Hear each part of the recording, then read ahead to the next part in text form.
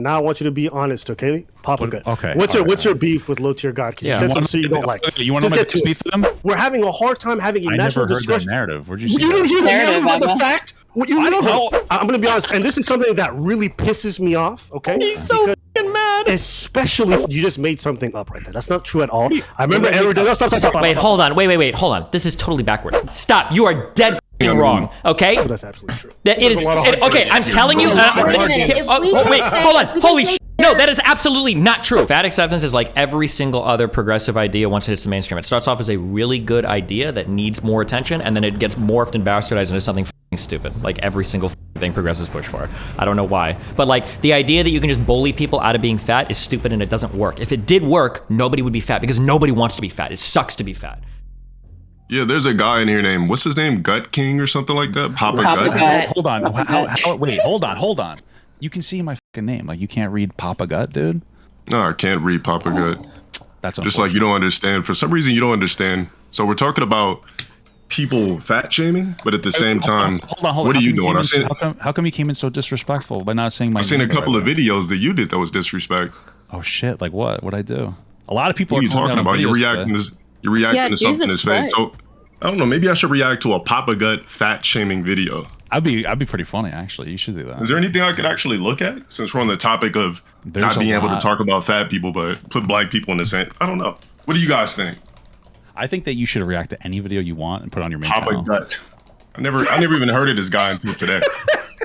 I just had to hop in for the simple fact what's the video that I reacted to that you feel like is bad? Come on, man. Don't play stupid. Ooh, what's the video? Yo, Papagut was here defending Arabis, and now he was saying something about black people. We getting spicy. What's the video that you're referring to? I'm the perfect guy. I'm the perfect black guy on the internet to react to for a reaction. So okay, what is that? I'm not. Just be upfront and honest about what your problem is. Like, don't play the answering game. There is no actual problem. I just actually seen that there was a fat guy who was complaining about being fat shamed. So how can you? I wasn't. How can you be fat shamed? Fat man, nobody fat shames me. So that's the thing. But how can somebody complain about being fat shamed when it's a cosmetic issue that can be fixed? Well, it's not just cosmetic. It's bad for your arteries too. But my question is, like, what video are you referring to?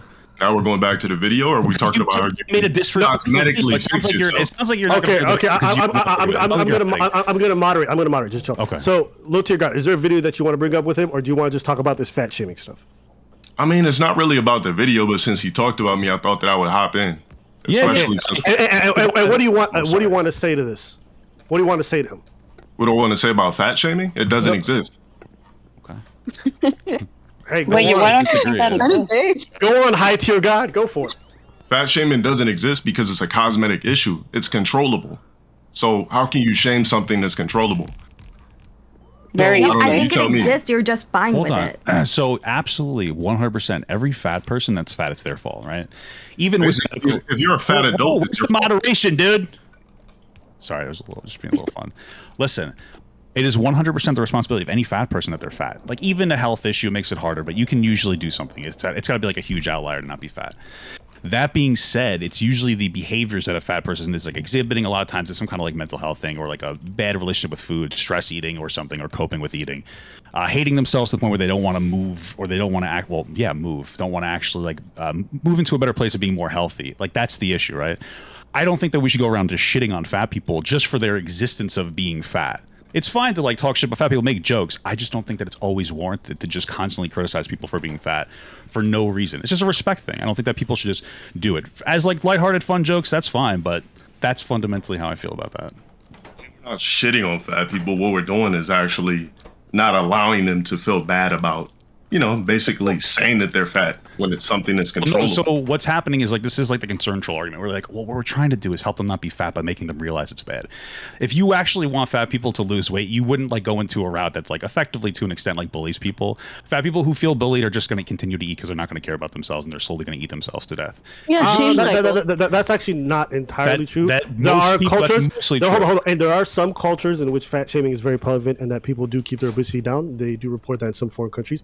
Also, I would also say that not everyone has the same modus operandi, meaning for some people they react really well. So some people react really well to negative stimuli or like negative insults and stuff like that. Most people do. But if you want to make the argument that it's not the most effective way, I do agree. I just don't think it's for everyone. That's what the problem is that Aba's not even trying to do like social work here. Hold on, that's what I just said in the same words. So thank you for agreeing with me. No, that's not what you said, but okay. I said that generally speaking, shaming fat people is not going to make them lose weight. So if you actually care, you're not going to like shame fat people. There are people who respond really well to it, but that's the argument that I made. True, and it's not about health. That's always been like a huge concern, Troll, because I mean, maybe this is anecdotal, but I feel like fat people get more shit even at the gym than skinny, ripped people do for working out. Like 100%. People side-eye fat people for trying to work out. They're literally in the environment where they're trying to make themselves better and improve. So rare. That is actually not That's actually really so true. Cap. That is so not true. Wait, no, that's a lie. This is so shamed in gym culture. This is so shamed in gym culture. Encouraged by other people. Yes, absolutely. Fucking lie. Wait, hold on. What are you guys getting this from? Like, what's your experience with this situation? Ooh. I've been a regular member of multiple gym cultures for years. The reality is that anyone who does ever been that fat, to overweight Kyla? people, No. Kyla, that's like coming in and saying, I've never been racially discriminated against and saying racial discrimination doesn't exist. What would you know about fat discrimination? I can't take you seriously. Stop it. What I'm saying and is, now she won't engage with the point. Hold on. Just to be clear, there are people who sometimes do this at gyms, but any regular gym goer will absolutely shame the fuck out of people who do this because it's horrible. Sorry, Papa, you don't have time to talk here. Kyla's telling us about her fat experience. Go ahead, pretty woman Kyla, tell us please. What do fat people experience at your climbing gym? Kyla, how many fat people do you see at your fucking climbing gyms? Hey, lots. Yeah, there's actually a lot. So I'll let Papagut go and then LowTierGod. So go ahead, Papa. Okay, so listen. People don't know this about me, but like I used to like train a little bit more seriously. Not super serious, I was never super strong. I had like a 600-pound pull, I had like a 250-pound log press. I used to play farmers walks. I loved strongman. Facts. And I still do, but like in every single serious gym circle, everybody is the nicest person I've ever been in my life. But those don't make up the majority of gym goers. Most gym goers are like kind of not most are assholes, but I know as like a fat person at the gym, I still would get criticized for being fat. You could overhear it. They're snickering, they're laughing. Ooh. I do it all the time. Stop. Me and Aba go to the gym and we make fun of fat people constantly. Destiny, I know it's your stream, but I'm taking control. It's the same thing with like some of my fat friends. Even when they're more serious about like lifting and they know what they're doing, people still like laugh and snicker. It's not the serious gym goers that like believe in gym culture. Those people are usually like great people. It's the most of the other people who go to these gyms that are like assholes. That's what it comes down to. And it can be very difficult for fat people to like go to the gym and then like get looked at and snickered at and be like, oh, this is disgusting. Even if they're walking on the treadmill and they're like, ew, well, gross. Yeah, that's a thing. Sure. I just want you to like understand where I'm coming from with it, Aba. Like, even if you don't think hold on. Wait. Sorry. I said LowTierGod would go next. I'm sorry, Erin. You're going to have to wait. Okay, we'll get the communist right afterwards. LowTierGod. I'm not good at that, but okay. Can I go after the comment? No, I'm just saying, for somebody that hits the gym. The Chaeiry? Oh my God. I hit the gym about 6-7 days a week. So if anything, I've never actually made fun of anybody that is fat and trying to lose the weight. It's more so I'm clowning the people who are trying to look cool while working out. Like wearing fucking Balenciaga sneakers while working out, dunks. Like, we don't make fun of fat people in the gym. That's just, I know you don't, LowTierGod, but I'm saying, do you think it's unreasonable for... I do. Some do. What? Yes. Guys, goblin teenagers do. Wait, listen, you guys are using your female privilege to cut him off. Please, LowTierGod, finish. I'm just saying, me personally, somebody that has been going to the gym for years, I've never even been in any type of circle where we're clowning somebody that's being fat. If anything, we're clowning people who, like I said, are trying to look cool, or females that are wearing like booty scrunchy shorts. I call it ass fishing. Like we're laughing at shit like that. We're not laughing at the people that's really trying to correct, the mistake or correct the eating habits and fix themselves. Because like I said, being overweight is a cosmetic issue. It's something that you can't help and can't fix as an adult. Know that they're not trying to correct themselves. Yeah. Wait, people aren't just going to go around and be like, I'm trying to correct myself. Like in general, how do you know? Like, just can I speak as someone who was obese and lost the weight?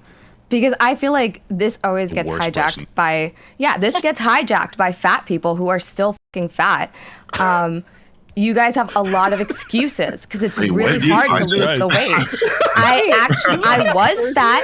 I went to the gym. I lost the weight. No one was fucking laughing at me. And it's really hard work, but like, I don't know. I just imagine in my head that you probably made up excuses. Yeah. Do you think that I can? Do you think that you can only overcome obesity without? That's cheating. Without going to the gym. I'm not even gonna front you. Bipolar is so awesome. This shit was. It's not bipolar. It's borderline. But go ahead. Borderline. No, Chaeiry, you got me on the border of my seat right now. How can I make this? Wait, hold on, guys. I want to go back to Erin. We're talking about obesity. Hold on, do you think that the success rate after a gastric surgery is high? Isn't it like 5%?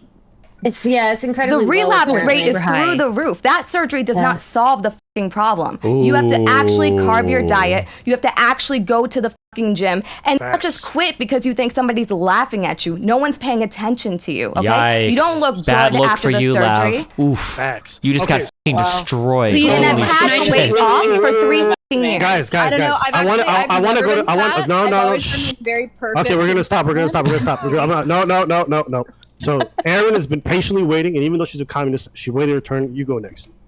Thank you. I just want to say that I feel like you guys are kind of like, you have to have your head up your ass if you guys seriously don't think that it's harder to work out as a fat person and more like self-conscious than you are if you're skinny. Yes, because self-conscious, internal, Hold up, Chaeiry, please. Can I please make my point? Okay. Yes, go. So you're telling me that there's no difference between the way fat people working out in a gym are viewed as athletic people, right?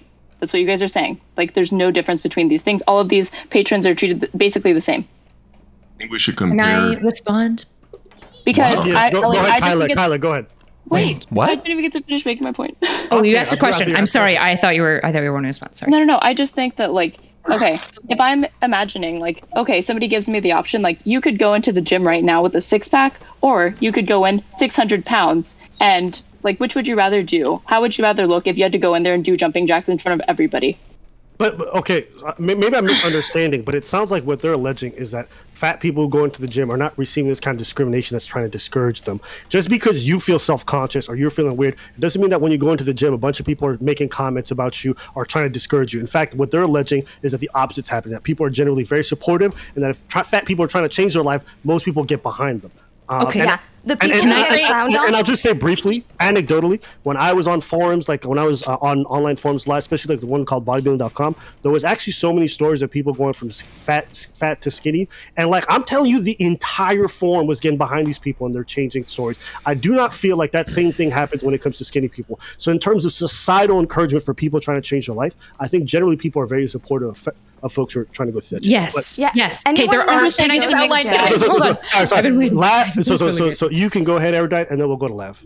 Thank you, Sensei. Okay, there are, just to be clear, certain subsets of people in the gym that will be nasty to fat people. I'm not going to pretend that they don't exist. They're usually one of 3 types. They're fucking SARM goblin teenagers, psychopath CEO antisocial gym guys, or the old 40-year-old guy who's like, back in my day, I was the quarterback in high school. And then they do like the most insane athletic stuff that you know is breaking their body. And omniliberals. Those people we do it too. will sometimes snicker. The antisocial, the gym teenagers are going to snicker and make comments. The 40-year-old men are going to like look down at you and whatnot.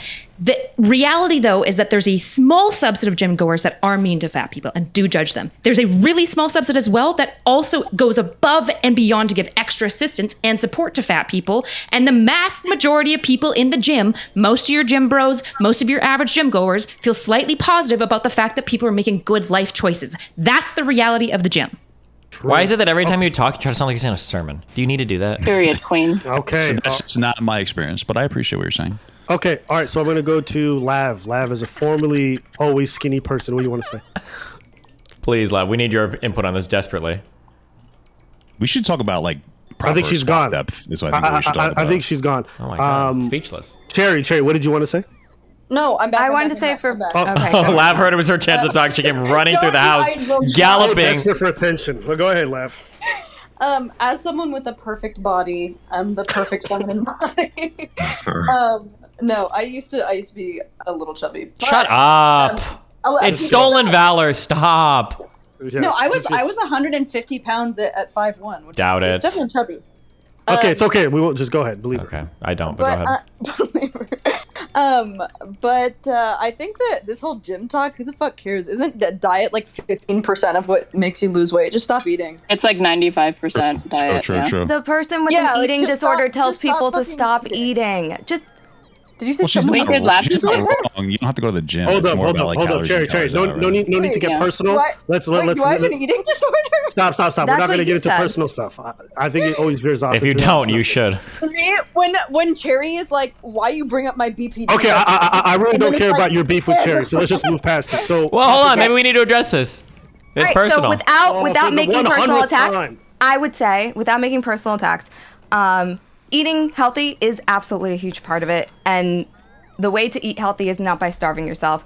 People in the gym who get the most you don't need to starve yourself, but you need to be in a caloric deficit. Like, oh my god, she's a physicist too. Your resting metabolic rate is set by your muscle amount. Just stop eating is not making that clear. If you stop eating, you will lose weight. I mean, that is true. It's healthy habit. It depends on somebody's metabolism. A huge weight, your metabolism is set by your muscle amount. Like if you have a lot of extra muscle, it increases your resting metabolic rate. Hello, we have a cope alert. Hold on, that is not cope. I'm just spitting facts. If I sound like a preacher, it's because I'm preaching the truth right now, brothers and sisters. Okay. Massive cope. We got some white woman privilege.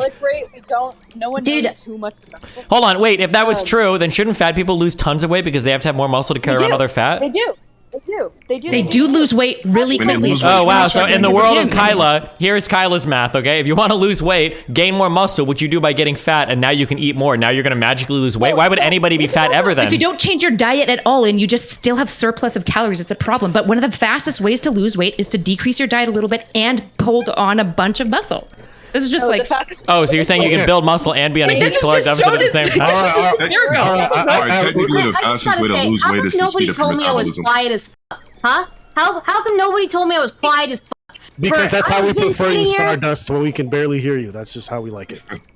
Okay, so I like Stardust. So I'm just trolling. Don't worry, I'm just playing. So no, you said it. So now it's done, Aba. It's done. We're enemies now. 20 minutes of cardio. Like, you don't need to work out that fucking much. You just need to eat a ton less. And there's that woman privilege, that pretty woman privilege. There it is. No, this is terrible. Now you don't even need to work out. Especially for eating disorder people. No. Erudite, the other body in chat, tell us. Can I?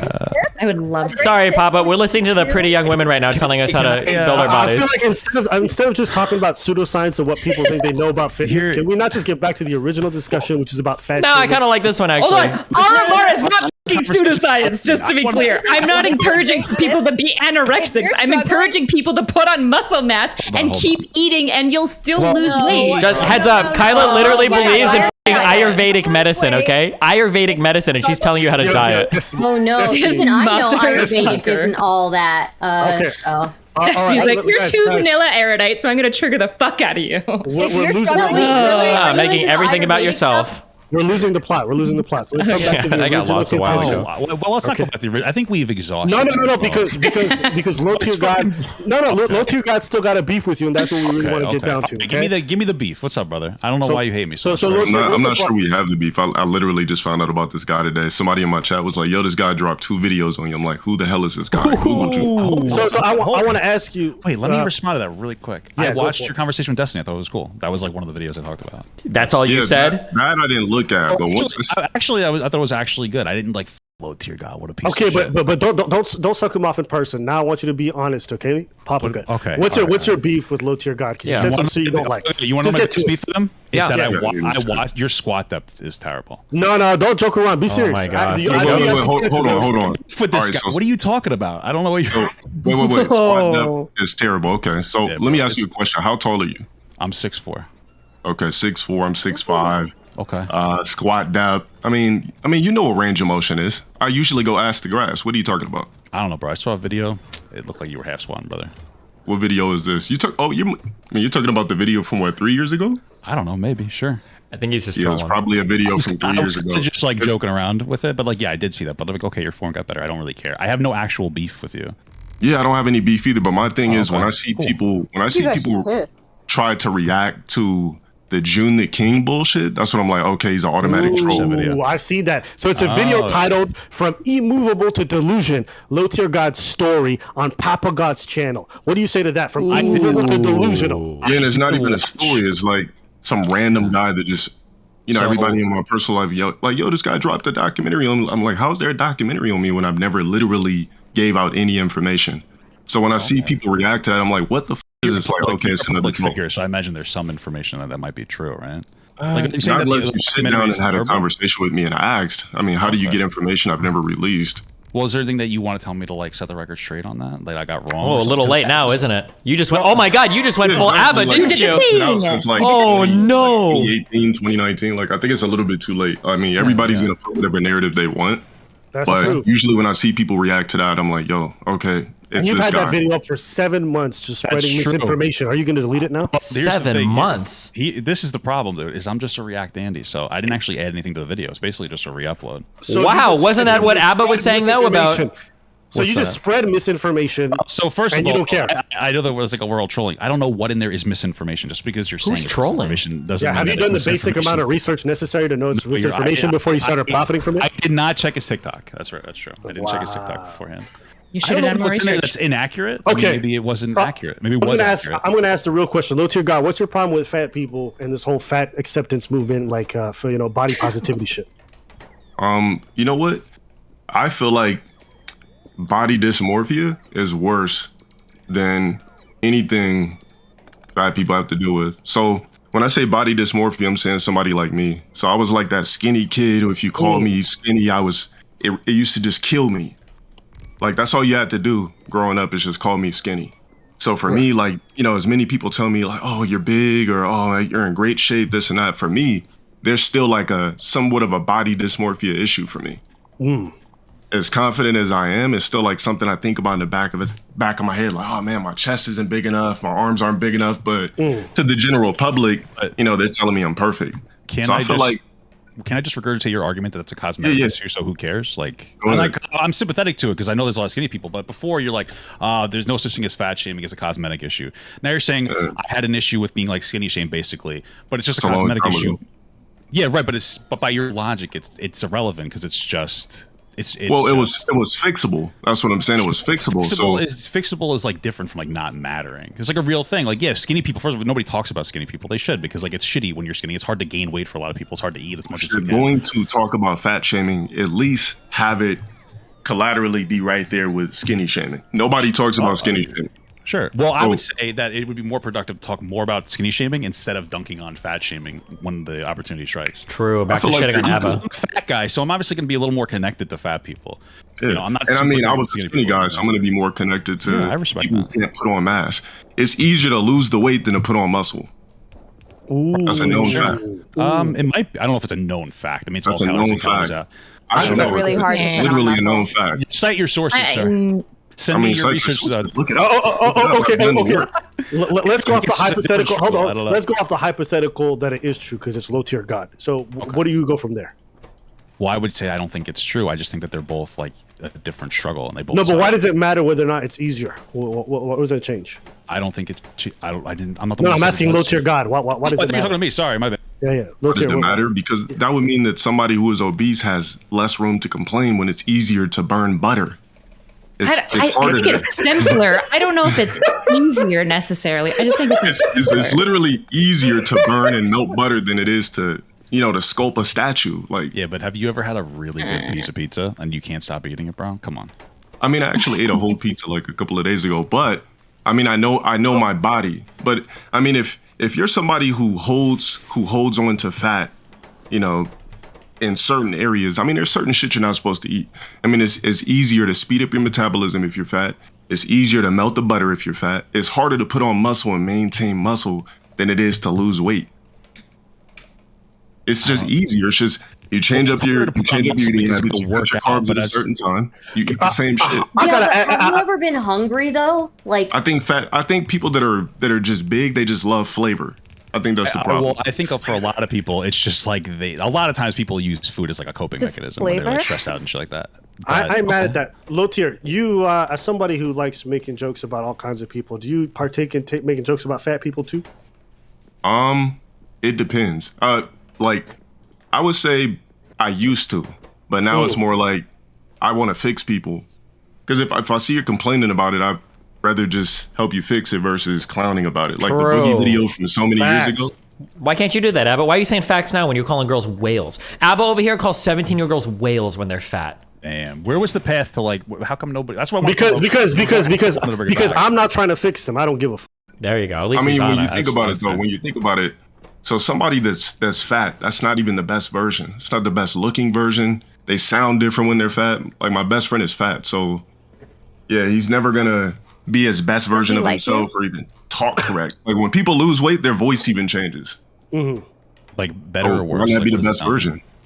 I mean, there's two different versions of Majin Buu. There's like the fat one, and then when he gets skinny, he has all this extra power in Dragon Ball Z. So that one was but nicer. he's scarier when he's skinny. He's scary as fuck. He was evil and he was killing people. So like by this logic, I should say fat because skinny people are evil. So I mean, I thought the skinny. I want to ask you. You said you want to fix them. How are you trying to fix them? Personal perfection. I feel like nobody that's actually fat is really 100% comfortable in their own skin. As much as Lizzo says that she's like, oh man, I just love being fat, like it's big girl power. Like, come on, she's not really that happy being obese. It's frustrating because they put it in their cope. It's a cope so that she doesn't. They put it in our face that they're like happy, like that. There's so many people on TikTok that say that they love their body, and they look at Nick Avocado, whoever the hell that is, and he's like, I'm happy to be rich. Are you really? I don't think he's really happy. He doesn't look happy. There's a difference between saying loving your body versus loving being fat. Those are not the same thing. Loving your body is about coming to terms with you to have more confidence so you stop eating yourself to death. It's not about how I look. It's not to say, I feel like some people, listen, there's crazy fat people on the internet. Before you guys were talking about how I would like dunk on like liberals basically before. And I used to do that because I used to be a little more edgy, a little cooler, a little more based.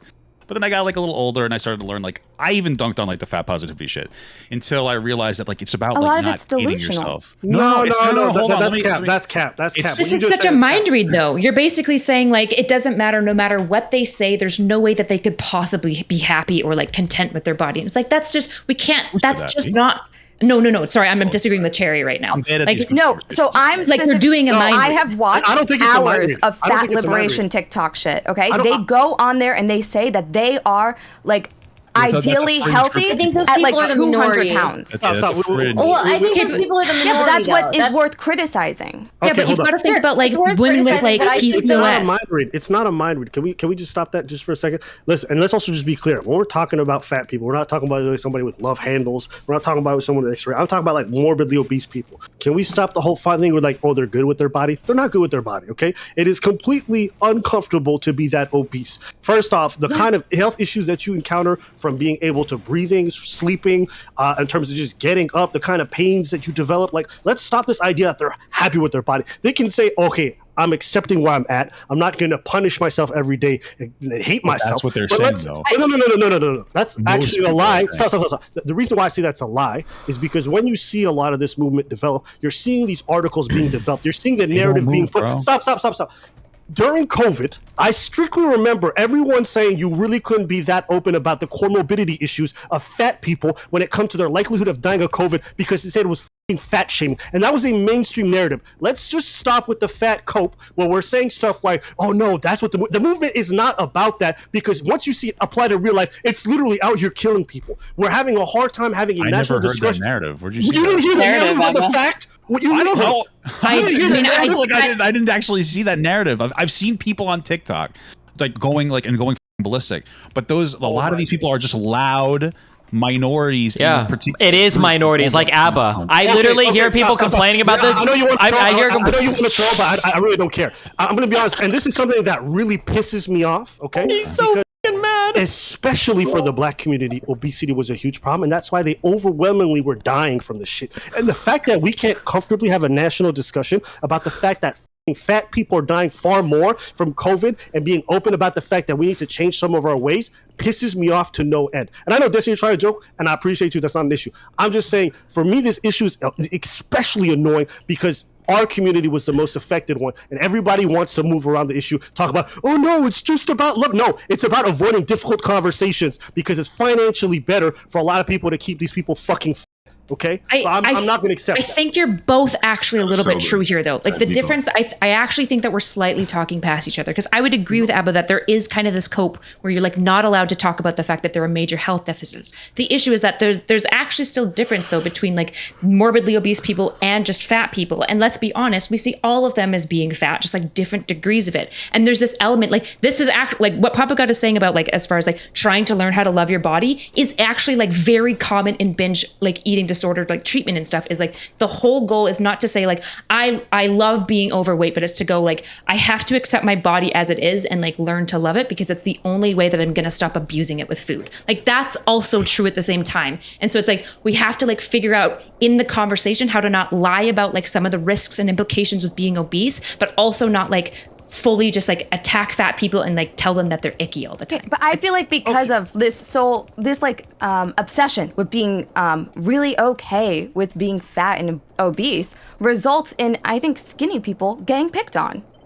I don't know. Yeah, but like skinny people getting picked on is like when pretty girls are like, I hate when guys bully skinny people. On TikTok. I don't feel like skinny people get picked on.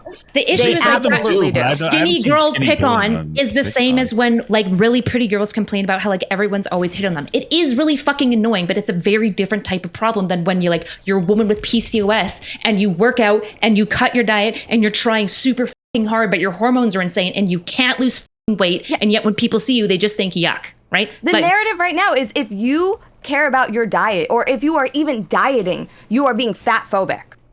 Wow. I agree that's too far. I don't think this is in the majority of people. That's actually that is actually what's happening with the fat liberation movement. You can decide to ignore it, but that is what's there. You can tell Chaeiry's watched a lot of Aba videos. Yeah, it does happen on TikTok. It totally does. It totally does. Hold on a second. What is the EST You were on for TikTok. The majority of fat people view this way. Everyone chill out, because you guys are all just speaking over each other. Go ahead. Exactly. And I'm the loudest because I'm a fucking white man. Okay. Sorry, Jewish. But listen, there are people saying that. There are people saying like, oh, it's fat phobic to lose weight. That doesn't represent the majority of even fat people. Most fat people, to be real with you, just want you to stop talking about them, whether it's positive or negative. I think it's just as bad when somebody goes, oh my God, you're so confident when they post a picture of themselves, like look like, being overweight. That's just as bad as calling somebody like a fat pig. Like people just want you to stop talking about fat people. There are crazy fat people, just like there's crazy everything in any group of people. Okay, can I engage with the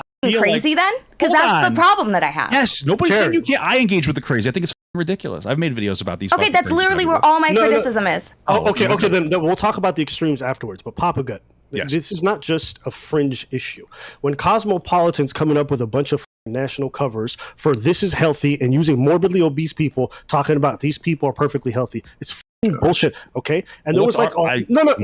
It's not just Cosmopolitan. It's not just Cosmopolitan. There was a series of articles that were tracked around the same time where on a national level, it's like, can you be fat and fit? More health experts say yes. No, you can't tell. Hold on. No, you can't tell if a person is healthy just by looking at them. Can you be fat and fit or thin and unhealthy? Is it possible to be overweight and unhealthy? Can you be morbidly obese? As a personal trainer, I've seen people who are obese and extremely healthy. There's a national push to try to make this kind of stuff mainstream, when the reality is, go ahead. Sorry, I didn't mean to cut you off. You keep finishing. I'm a little stupid. Go ahead. No, I think you're going to try to say, isn't it true? Can't you be really? Well, hold on. Listen. Okay. I know the healthiest that I ever was 330 when I used to like train a lot. Like I had no health problems. I just got back from the doctor. I was pre-diabetic at the time. They were like, you need to get your shit together. I got my shit together. I was still very fat and I was healthy. I don't think that weight necessarily, I'm not saying that it doesn't always, because a lot of times you look at somebody fat, but it's about the habits that they've been engaging in. When you see a fat person, like, what do you think that I'm eating? Do you think that I'm having like broccoli and chicken every day to get this fat? No, I'm probably eating like foods that are very like micro nutrient, like not dense at all. If I ate more fibrous foods and I ate better, I could still be fat, but there's a less likely that it's going to happen. I think that the narrative of you need to lose weight is worse than saying you need to make healthier habits that could make you lose weight. Because we were saying like skinny people can be unhealthy. You literally were saying that you were unhealthy when you were skinny. I don't think it should just be about losing weight. It should be about eating healthy. And I will say one thing that I've been wanting to say is that not a single time in this conversation do we ever have a conversation about good advice to a fat person to start losing weight, other than saying you're fat, you're unhealthy. Armor. I was saying that you were at your healthiest at 330. That was literally just you just made something up right there. That's not true at all. I remember Erudite. I remember Erudite just sitting there talking talking about the fact that if you just lower your calorie intake and then you increase your thing, you build your muscle mass. It's actually a great way to lose weight. Well, yeah, so we know that, but that's not specific, like fat-specific advice. Well, if you want us to do a whole live stream, no, it is. It's really good advice, particularly for people who want to lose weight. Like genuinely, that's actually really good advice. I know people like laughed at me and like call me the preacher and stuff, but like I just want to be clear. That's actually a really effective way. I think the problem that I'm hearing between like LTG and Papagut specifically is LTG is saying it's easier to lose weight, and I would argue it's simpler. Like we've studied it more. We have better science about it. We broadly know how people lose weight, except for fringe cases like people with hyperthyroidism or women with like PCOS, where we don't know what the going on. The issue is that putting on muscle, we don't have as simple of an answer. We don't know as well. We haven't studied it as much. It's a much more complex thing. It's about protein and blah, blah, blah. Wait, hold on. Wait, hold on. This is totally backwards. Putting on muscle is more well understood than losing weight. I think that losing weight and things related to appetite especially are incredibly complicated. The problem with just saying like just build muscle and eat less is like Papagut said, people aren't fat because they like binge eat one day. It's like a lifetime of habits that are built up in terms of like dietary choices. No, what? No, we don't really even know what hypertrophy is. All you have to do is go into the gym and pick things up and put them down, and if you're a reasonably healthy person, you will gain mass. No, the reality. No, that's not true. This is what LTG is talking about. There's tons of skinny ass guys with super high metabolisms that eat like 6,000 calories. No, there's not. Yes, that's not true. Hold on. Stop. You are dead wrong. Okay, there is not a huge variance in metabolic rates between people that have equivalent lean to fat muscle mass. That is not true. Unless you're talking about very rare things like PCOS or people like hyperthyroidism or something. Generally, people's metabolisms fall within like the same 300 calorie a day range. And saying that there are some people that are mysteriously skinny and can eat a ton of food and don't gain any weight is absolutely not true. That's like the biggest old wives' tale ever. No. I lived around a lot of black people. That's absolutely true. Okay, I'm telling you. Wait, hold on. Holy shit. No, that is absolutely not true. Here's the number one advice I give to every single person that ever says that is count your calories. And every single time somebody does that, what they come back with afterwards is they go, oh my God, I'm eating 1,900 calories a day. That is always the answer. There is no such thing as a person that is mysteriously skinny that's eating 32, 33, 3,500 calories a day. It never, ever happens. A lot of skinny people also binge eat one day and then they won't eat like the next day. Yes. I think that a lot of people do. So even if they're eating a lot one day, they're not eating the next day. We have debunked this idea that there are people who have slower metabolisms. If we've debunked that, I think we can also debunk the idea that there are just magical people who have like so much I apologize. Faster. I meant to say RMR. Okay, RMR is the better word. It's not metabolism. Resting metabolic rate. That's more what I'm talking about. What isn't quite the same as metabolism, because RMR is a much more fluid thing that you can change. For example, if you're super active, for example, if you have a higher amount of muscle, you burn more often. Yes, this is true. No, what you just said. Stop! No! Stop! No! He just started going to the gym, and so all of a sudden he's just going crazy. Okay, hold on. What you call RMR is also referred to something called BMR. Okay, your resting metabolic rate or your basal metabolic rate. That is not contingent on the amount of activity you do. The more activity you do, the higher your TDEE is, which is your total daily estimated expenditure. That will increase if you do more activity. But your basal metabolic rate is basically just going to be a function of your lean to fat muscle mass. That's it. If you're an incredibly muscular person, if you've got like 8% body fat and you weigh like 250 pounds, yeah, your RMR is going to go massively up. But it's not because of the daily activity you do, it's because of the composition of your body. Sorry. Okay. We are capping hard. We are capping hard when we say that we know more about how to put on muscle. That's we're not though. True. That is absolutely true. If you are RMR is not BMR. I'm not saying RMR is BMR. I'm not saying that. I'm sorry if I'm misspeaking, but that's not what I'm trying to say. Here's the reality. You can find 1 million people that are trying 1 billion different diets, and half of them work, half of them don't, because a lot of them have a lot of trouble sticking to different diets. But you can find a lot of retards that go to the gym and curl all day and somehow have decent looking bodies. It's not hard to build muscle mass. You go to the gym, you pick shit up, and you put it down, and that's it. Like, if you want to talk about like optimizing, you have to yell over them. They'll never shut up. Every personal trainer I know disagrees with Destiny and would literally fight him to the death if he. You bring anyone in here, and I will fight him to the death. Bring anyone in here. First of all, the fact that you even cite personal trainers, which by and large are retards when it comes to anything to do with bodies, is evidence enough that what you're saying is retarded. But what I'm saying is absolutely true. There's a whole new field of research that's opened up relating to like biomes in your poop chute. Okay, people are injecting people with shit to try to change their dietary habits. To try to say that that's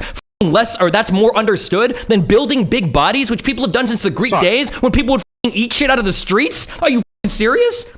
People have been building muscle for all of human history. People are like just now learning that our diets are incredibly complicated things. You can't say that building muscle is less understood than your diet. I'm losing my shit. I listen to people who live the life rather than streamers who are online all day. Okay. Oh, that's good. Nice. Good. So good. So next time, just say I don't have any idea what I'm talking about, but I'm going to allude to other people who, guess what, probably go to listen, Aba, you bring on any weightlifter ever. I tried for Aba. I will tell you, Aba, I'll stake my whole reputation on this, okay? If you bring in any weightlifter friend, they're going to make the same joke you did about you. They're going to say the people that they make fun of the most are the people that sit in min-max fucking workout programs online and never go to the gym. What they're going to say is if you go to the gym and just pick shit up and put it down, you're probably going to build muscle. Every single friend you have that is big will tell you that, I promise. Have you tried the muscles, but he has the knowledge. Have you tried the starting strength program?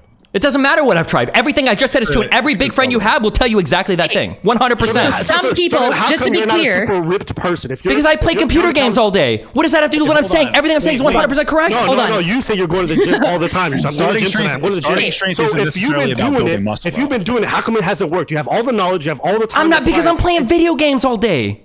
Okay, just hold on.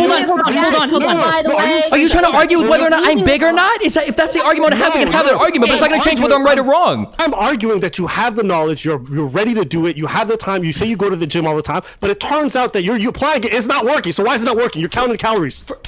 I'm not. There are more variables to gaining muscle. There are just so. What are your lifts? What are you talking about? If you just want to talk about my personal progress on fucking weightlifting, we have that conversation, but it has nothing to do with what I just said. Please bring in any weightlifter friend that you have, please, and they will tell you exactly what I've just told you. Bring them in, please. I promise you. Gaining mass especially for certain lifts are really hard for certain people with certain types of bodies. So most people, if they go into the gym and they just do some squats and they do some benches, yeah, they're gonna put on muscle. But for some people, for example, because of the like lever length, because of multiple things about the length of their legs, absolutely, this is actually true. They will struggle to do lifts, and then they'll do it the exact same way that everyone else does. It'll injure them. They'll be weak as fuck, and they don't put on mass. This is true. This is why most people get very like the shit personal trainers suck. But if you get a really good personal trainer and you're somebody who struggled to gain, it's night and day. I know this. This is mixed. If you're just trying to build muscle, you don't have to pick up a fucking barbell. Just sit a fucking leg press and build your fucking quads, or go into any fucking machine and pump a machine. You'll build mass. You don't have to do the fucking barbell lifts if your goal is to just build some muscles. Yeah, we get that. But Aba making digs at the gym progress to win a debate, not cool. Who cares? Stop! Don't interrupt. Chaeiry, if you don't believe me, when I see you, you can touch my legs. Okay, I'm not playing. I'm okay. Oh, so really quick, can I just jump back in here? Okay. I was saying before, I've been trying to, I'm not good at these group debates. Okay, guys. You gotta scream loud. I'm more quiet. My wife is sleeping in the next room and has to wake up in 5 hours. I can't scream. Okay. Here's what I wanted to say. Before, you gave good advice, calories in, calories out. You can do like your IFYM, all that other shit. I'm talking about the fat people. Like, we know we got to eat less, and we know that counting your calories will help us lose weight. Most fat people aren't motivated to do that. When I said this, I mean more like better long-term overall habits for fat people to do. Yes. Like, get up and walk for a half hour. That's the first thing, is like get up and walk for a half hour a day, because that's going to be good for your heart, even if you don't like necessarily lose a ton of weight. Trying to replace all your sodas, even if they're diet, with fucking water. Trying to have like some vegetables at a meal. I know all I'm saying is, as a fat person, like we all know we got to eat less and count our calories to lose weight. We're just not doing it. That's all I meant by like, advice to fat people that'll actually stick, because obviously we're idiots. That's all I was saying before. The best advice you can give fat people is to lift heavy weights and put on a lot of muscle. Like, that is going to be the best advice overall, because then your RMR, which is not your BMR, motherfuckers, your RMR will increase, which is better. Also, Destiny, I brought up a fucking personal trainer, so now you can bring a personal trainer, but just so you know, you will never, ever, ever outlift a bad diet as a fat person. You will never do that. If you're fat, you've already got the muscle. You need to lose the fat that's wrapped around it. A guy with 40%, 38% body fat is not going to go to the gym and outlift his fat. That's never going to happen in the history of all of lifting kind. Hold up. LowTierGod. LowTierGod, you're a bodybuilder. You lift for a living. Like, what do you think about this conversation? You agree or disagree? How you doing over here, dude? I definitely disagree. I feel like you can hit a plateau. It's not as simple as going to the gym, picking up weights, and putting shit down. Like, there's a science. He's talking about hitting a plateau. I'm talking about getting a guy into the gym for the first time. All right, let's put this into equation. So when you walk into a supplement shop, right, it's literally catered around fat loss and how to lose weight. There's not too much shit on how to put on muscle. If you want to put on muscle, okay, we can sell you this protein. Oh wow, is there any pills I could take to put on mass? No, we don't have pills to put on mass, but here's this protein powder. There's more of a science to losing weight than there's more of a science to putting. None of those weight loss supplements do anything. Yeah, wait, hold on. You know what works in the supplement shop is protein and creatine. And if you want, you can get the mass gainers. There are no weight loss pills that you can buy at the gym to lose. Science behind it. Okay, hold on. The weight loss pills are like a pipe dream. I know from experience that doctors will prescribe you fucking psych meds to help you lose weight to fat people because they don't really give a shit. Like they're just trying to. Adderall helps too. If you want to have a real conversation about losing weight using drugs, you need to get on meth. Okay, that's the honest truth. Okay, it's not going to be a fucking supplement pill in a fucking gym store. Suppress your appetite. I mean, honestly, Destiny, if they can have fun and lose weight, I feel like fat people have a lot of options in that case. That's fucked up. My dad died of meth. The problem is that people that Your dad died of what? Meth, dude. That's really fucked up. I can't believe you made that joke. That's not even true. Fuck you. I wish. I mean, fuck. Is it actually true? I mean, okay, I doubled down. I'm sorry. That was a bad gamble on my part. Sorry. Did he become skinny before he died? Bro, I fucking wish. Wait, no. Okay. No. He's still pretty fat. Oh, he's not dead. He's not dead. What? No, it was a joke. It was a little goof. Oh, good. Okay, on one level, right? On one level, right? Fat loss is really simple, and on one level, muscle mass. Gaining muscle is really simple, right? So the answer for muscle gain is progressive overload. The answer for fat loss is caloric deficit, right? But both of these things interplay into each other a whole bunch, right? So if you do a decent amount of lifting weight, muscle becomes a catalyst for fat loss because all of the activity that you do now increases your MMR or RMR more, right? So you lose more fat for doing the same thing, the more muscle you have, right? Okay. And so when it comes to hypertrophy, there's a whole bunch of additional variables. So there's like 7 different, what's the word I'm looking for?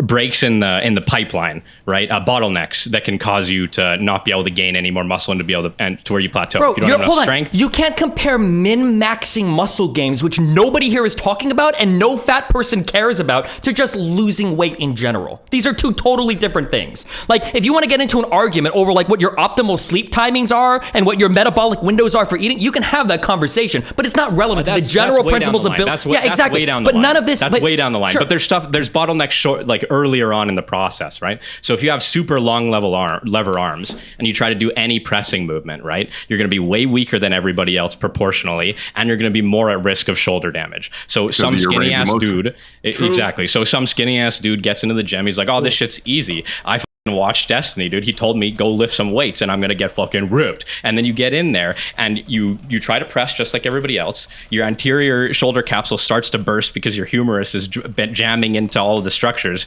You develop like not compartment syndrome, sorry, impingement syndrome, and now you can't lift anymore. And you're out of the gym for 3 weeks because all of this information is generalized and works for some people, but then there's a whole bunch of people like these skinny, lanky ass dudes that we're talking about. Hard gainers. We call them hard gainers, and they get a hard time, and there's some legitimacy and there's some like, you know, just eat more, right? Both happen, but like the guys that fall through the cracks are the skinny ass, lanky ass dudes that try to do the same thing as their bros in the gym. They don't understand that there's difference in body geometry, and then they themselves up doing the same thing as everybody else. Wouldn't that difference be like, well, grip width though? It has nothing to do with like the actual rep ranges that you're going to use, right? Like it's all grip width. It's not about rep ranges. It's about range of motion, right? So if you're humorous, there's a way to safely do like an overhead press as a tall person with longer limbs. It would usually be with like varying your grip width.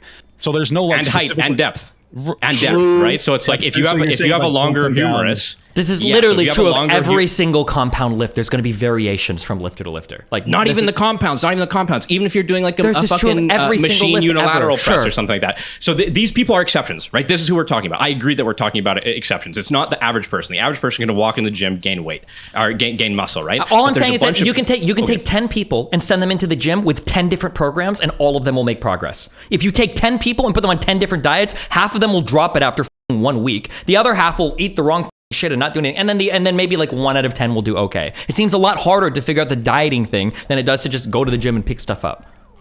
Well, okay, hold on. If you can say go to the gym and lift stuff up, if you say go to the gym and lift stuff up, by the exact same token, you just say go home and eat less food. Right? But it sounds simple off top. No. There's way more complications. But there's a wrong thing in here, and it has to do with a component called appetite. Appetite is this thing that is constantly driving you throughout the day to your diet up. You don't have that same push when it comes to muscle loss. If there was some weird like anabolic activity that like drains your muscles and eats away your protein during the day, then this would be comparable, but it's not. Appetite is an all-day pressure for you to your diet up, whereas going to the gym is just, you just got to put an hour or two aside every other day to do that and you'll be generally okay. But the appetite thing is what makes, that's why when you just say, oh, just eat less calories of what? If somebody doesn't vary their diet and they're eating a lot of over-processed foods and a lot of heavy carbs and all they're doing is trying to eat less, they're going to be starving by lunchtime and they're going to fail, they're going to drop, they're going to crash hard. It happens every single time with fat people.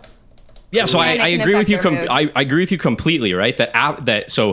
Caloric deficit is not difficult, but habit change is difficult, right? So finding more satiating foods and finding the strategy that works for you, because right? nobody, just if like you're in eating, the gym, I think Papagut, you have to find the strategy. No, for you don't need the strategy. You. You don't need a strategy in the gym. If you just go and do random shit, if you're like a young male, you're gonna put on muscle. You will.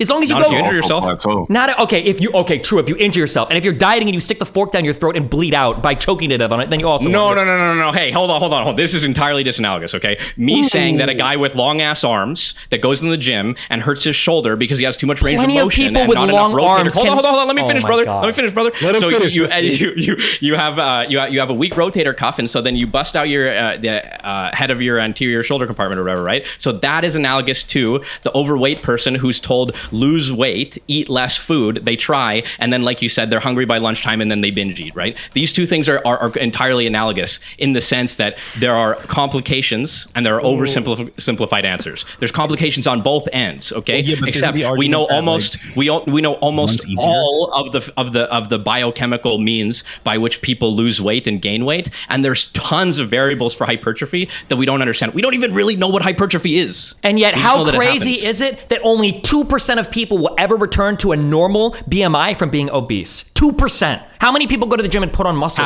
It's habit. Yeah, it's I know. Right? But how crazy is it that it's so much easier to find people to make progress pics of before and after at the gym than people who do with returning from obesity, right? Like, okay, what percentage of people who start going to the gym to get big stay going to the gym by the end of January? A much bigger percentage than people that are obese and try to get back into a normal BMI range. That's probably true. I'll give that to you. I'll give that one to you. Well, hold on, Chaeiry. That may be true. Kyla, is this the Zumba teacher you told me about? Zumba teacher, true. Yo, I'm a corrective exercise specialist and powerlifting coach, okay? Oh, my bad. Wrong person. I think what Destiny was talking about is called like set point theory or something. Stop. Like no, that. I'm not talking about that. We don't need to talk about that. No, it's completely different. What we're talking about is, like there's a whole bunch of variables that go into why people stay overweight and are unable to change why they're overweight, right? One of the really big variables is how to eat is modeled to you as a child. The number of fat cells that you accumulate stays global throughout your life and is what affects your leptin and ghrelin modulation, which are your hunger appetite, hormones, your hunger and satiety hormones. And so if you're overweight as a kid, because your parents didn't model a good way for you to eat in to create a homeostatic environment in your body, you develop too many fat cells, which makes you more hungry and become less satiated. And so it becomes more difficult for you to maintain a caloric deficit over a long period of time, let alone the fact that you just don't know how to eat well already, right? So it's an uphill battle for overweight people. It's really challenging. The thing is it's known how to change it. Sure. We know all of the variables. The only point I'm trying to make is, if you have a shit diet, will you ever lose weight with a shit diet? If you're not going to the gym, define shit diet for me. Like, just, I don't know. What somebody says, oh, my diet is shit. You never clean up. You don't do much different. You just have a shit diet. Well, you can lose weight eating nothing but Snickers. But realistically, is that ever going to happen? Or okay, let's ask. I'll ask a little bit more. I'll ask a little more honest question. What's more likely to happen? Somebody losing weight on a shit diet, or somebody gaining muscle in a shit gym plan? Definitely more likely for someone gaining muscle on a shit gym plan. That's for sure true. Okay, that's all I'm trying to say. There's a science to both, and there's a science to min-maxing both. But it's so much easier to just go to the gym, pick things up, and put them down. Whereas on the dieting thing, it's a way more habit-related thing. Like, no, because going to the gym is a habit too, man. So you're like it's not a habit that confusing adherence. No. You keep confusing adherence for simplicity. No, the problem is that adherence to a gym plan just requires you to show up at a certain time of the day. Okay, you keep saying this. You keep using these overly simplistic atomic arguments, right? No, but it's very simple to consume less calories than your body does. But that's what I'm telling you. It's the same shit. That it's not. That's the whole point I'm making. That if you only eat over-processed foods, it is very hard to not eat more during the day, because you're going to get hungry. If I give a guy a chicken breast and I have him eat that and I say you're not eating for 6 hours, he might be okay. I could give him a croissant, which might even be more calories depending on how much butter is in it. That guy's going to be starving after an hour and a half. It's not, there's a constant pressure throughout the day with your appetite to encourage you to eat a bad diet. But for the gym, as long as you go once every other day, you're probably going to be okay. There's not a constant driving pressure throughout the day to fuck your shit up. Destiny, do you feel like that's just true in an American context, or do you feel like that's true in a worldwide? It's true worldwide. Bro, America's not even in. America is not even in the. America is not even in the top 10 most obese countries anymore. It's true. It's a worldwide epidemic. I think this is just your like American. America is better than everywhere mindset, because I would argue that it's probably harder in a lot of foreign countries to stay eating fatty foods or eating unhealthy than here. I would argue that what you're saying is absolutely true here, but I think in a lot of foreign countries it's actually much more difficult. There's processed food that's American. That's American. All of these countries now. Yeah, it's not like we only have McDonald's in like the UK, Germany, France, and the United States. Like McDonald's is not the same in those places. 1, 2, they're not nearly as accessible or as relevant. I think what you're saying is true for an American context. Worldwide, I don't believe that's true for every place. Okay, well, literally the entire world is moving towards obesity. So I don't know what you want me to say. Like that's just a fact. That's because everybody's lazier now. No, it's because there's ultra high food, there's high processed food with lots of sugar in it, and people are getting more sedentary. So have what you said, all across the world. But I think it's access. And I could be totally wrong. Brazil, for example, obesity rate has doubled more than 1 in 4 adults over the past 20 years. So this is like America's responsible for half of that. No, the American diet gets exported to the third world countries. Sure, but I mean it's everyone's problem. It's easily accessible, high density, like low or high caloric density food, right? It's over processed shit that everybody eats, and then you get like that's it. Like it's probably impossible. This is my guess, but I could be wrong. But if you actually have like somebody cooking food for you every day and like a well prepared diet, it's probably really hard to overeat, because when you're eating like a real protein, like some reasonable carbs and vegetables for every meal, it's really hard to stuff like 2,000 calories in your face. Whereas every single person in my chat that weighs 100 pounds can eat like a whole box of like large fries and probably like 15 McNuggets. 15? Well, I was going for the underweight people in chat, okay? I kind of think that Destiny's onto something, because I think a lot of consuming all that grease. Yo, they actually sell 15 packs for chicken nuggets? Well, they probably buy 20 thinking they can eat it all, 20 and they pieces. don't. Okay, 20 people. Yeah. Sorry, because they ate all the fries, for my hypothetical. It's a better value than getting the 10 pieces, by the way. Because I know it's like comes in 6. People underestimate like how many people, how hungry people are. Right? Well, don't eat more food just because it's a bargain. 20 nuggets is gluttony.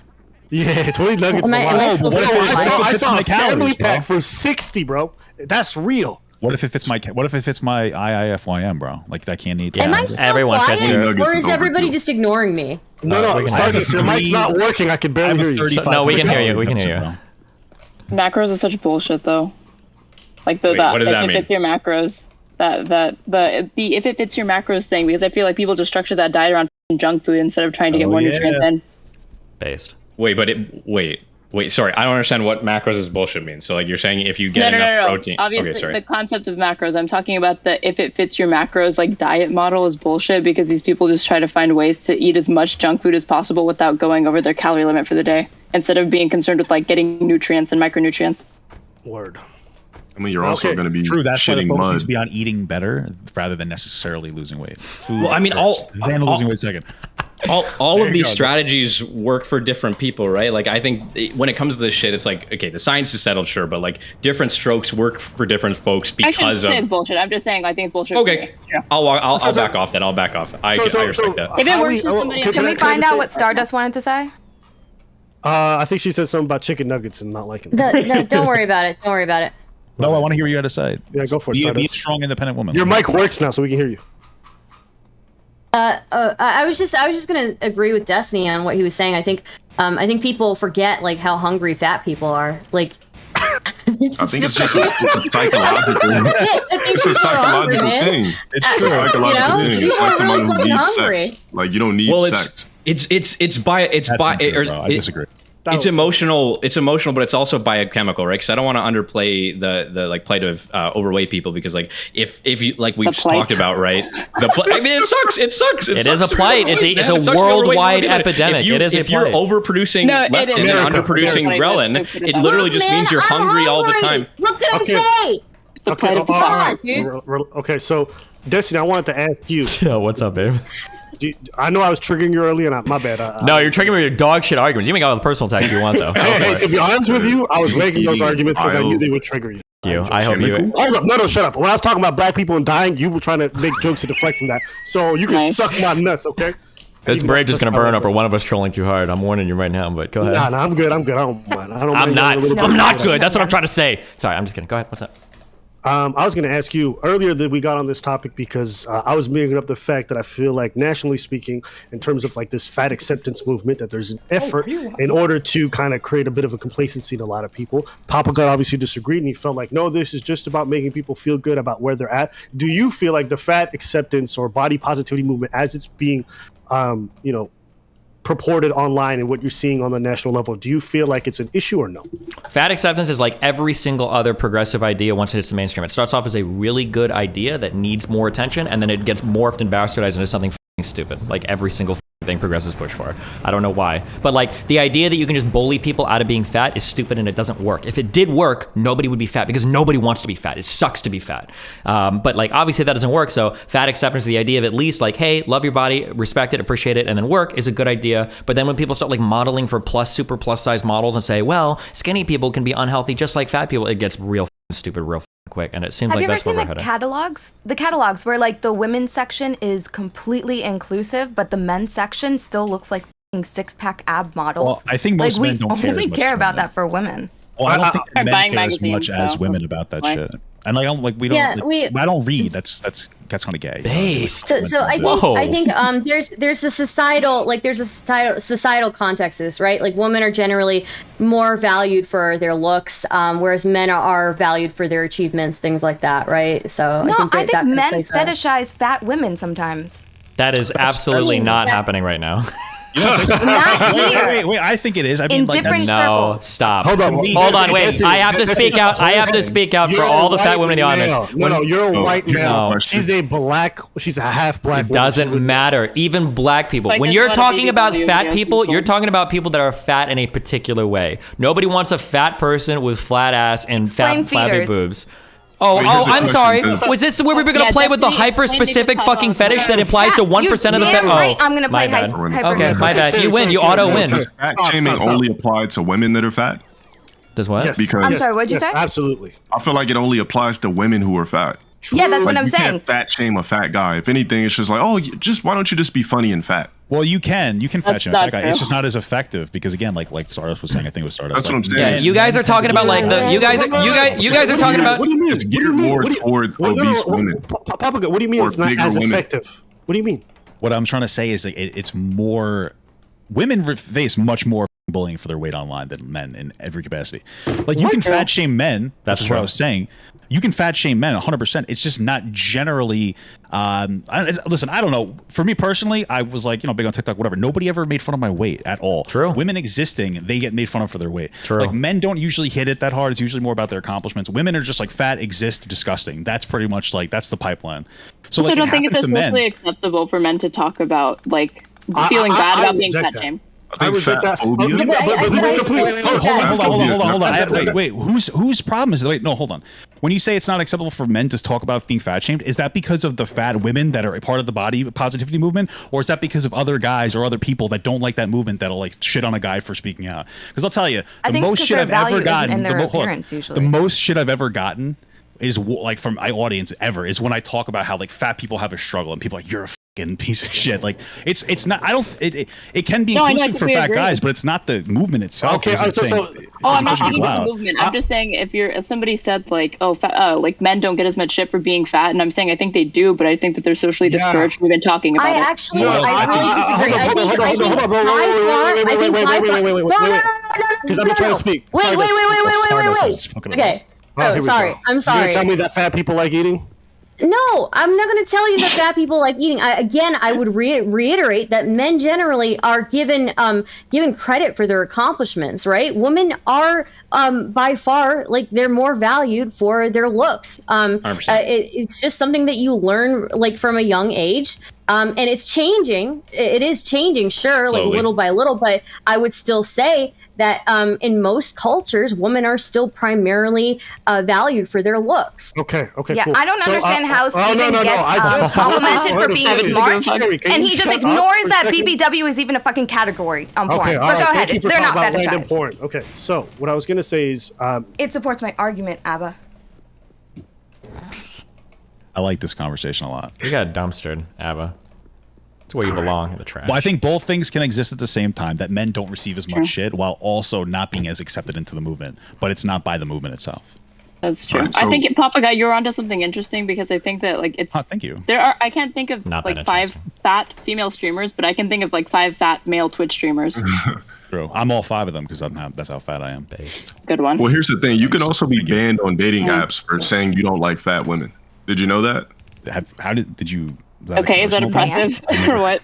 I've never heard of. Is it you're saying I don't like fat? Aba actually knows this because he was calling them big fat whales and they banned him.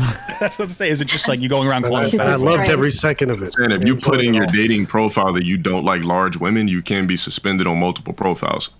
But if you're a woman that puts in your dating profile you don't like fat guys, you're not going to get suspended. Well, I've never heard of that before. Yeah, fat phobia. Wait, why is that stupid? It's mainly geared towards women. Because I could be suspended on a dating app for saying, you know what, my preference is not big women. I'm going to get suspended. Erin, you said that's stupid. Why is that stupid to say that? But that's some stupid shit because if you're right in your bio, if you're not even talking about yourself, you're talking about like, hey, I don't like fat people. Okay, get the off this app then. Who gives a You're not going to be swiping right on this anyway. Hold up. Low tier. When you're on dating apps, don't every woman on the site have a height requirement 95% of the time? Hold on. First of all, it's literally like 5%. It's very rare that there's a height on a. It's not 5%. Are you crazy? Have you been on any dating apps? Wait, the number of women that actually have like 6 feet or taller, that's pretty rare. It's not that common. I'm in Miami and I was in LA before. It's not that common. You don't see it that often. Yeah, but it's probably like I'm saying I think it's lame to put shit like that in your bio. 1% of guys that have a weight requirement in their bio. That's probably rare too. Is this happening though? Like I've never heard of anybody. I've been on dating apps for so many years. I've tried everything. That height requirement thing is not a minority thing. It's extremely common. So you sitting there, it's like 5%. What are you talking about? Because women want to wear heels. I think that I think women who have a height requirement are stupid as. I'll agree with that. I've met women who are like, I think it's stupid. I've met women who are like 5 foot tall. How can you be 5 feet and have a height requirement?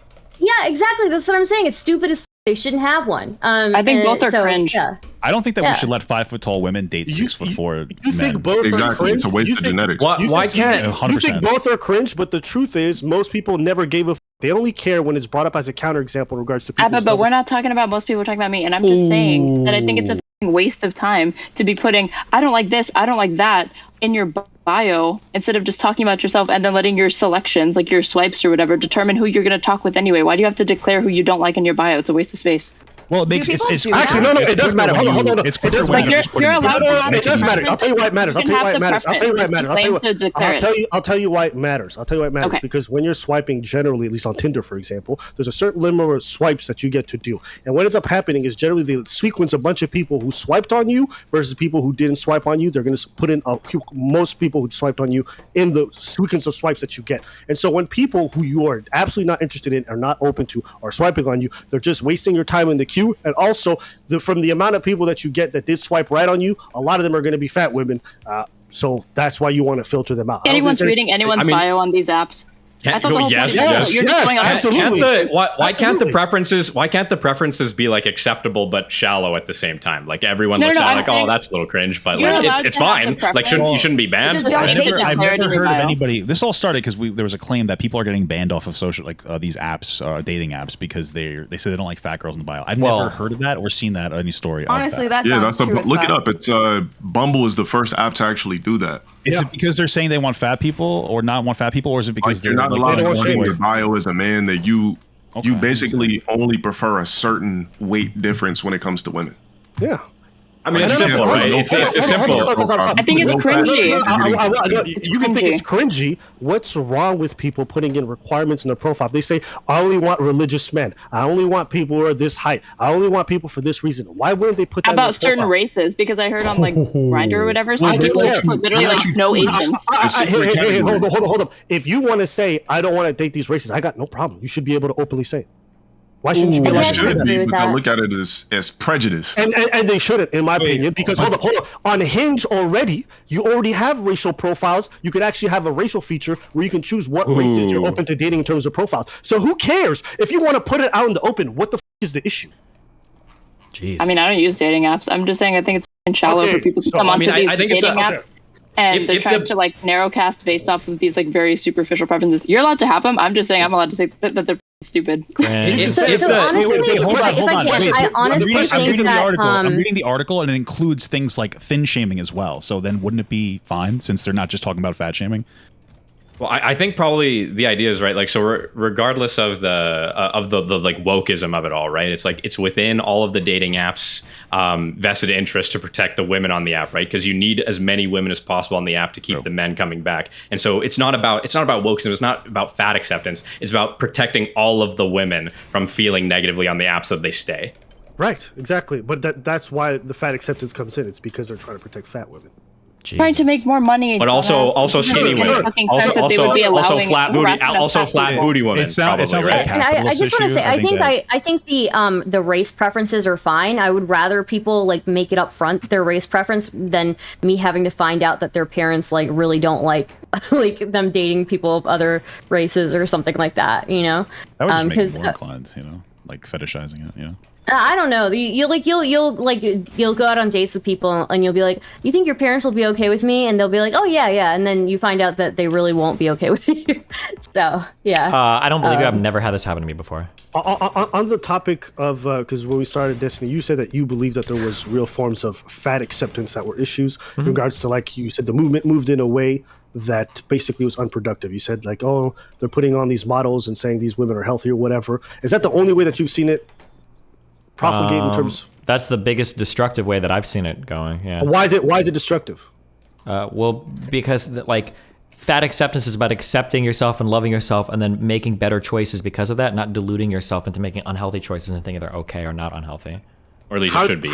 How are they deluding themselves? I don't understand. By thinking that like fat, people think that your weight is neutral. Papagut almost said this earlier, and I can't tell if he was getting to that, but people think that your weight is a neutral thing and that you can be fat and healthy and you can be skinny and unhealthy. You can be skinny and unhealthy, and you can also be fat and healthy-ish, but just being fat, period, is a drag on your health. Insulin resistance, right? Which insulin resistance is one thing. There is the oh god, what's the name for the fat? Visceral fat around your abdomen can struggle through things about your organs. It's like it leads to general inflammation along the body. Well, visceral fat is more genetic until you get to the super high end, right?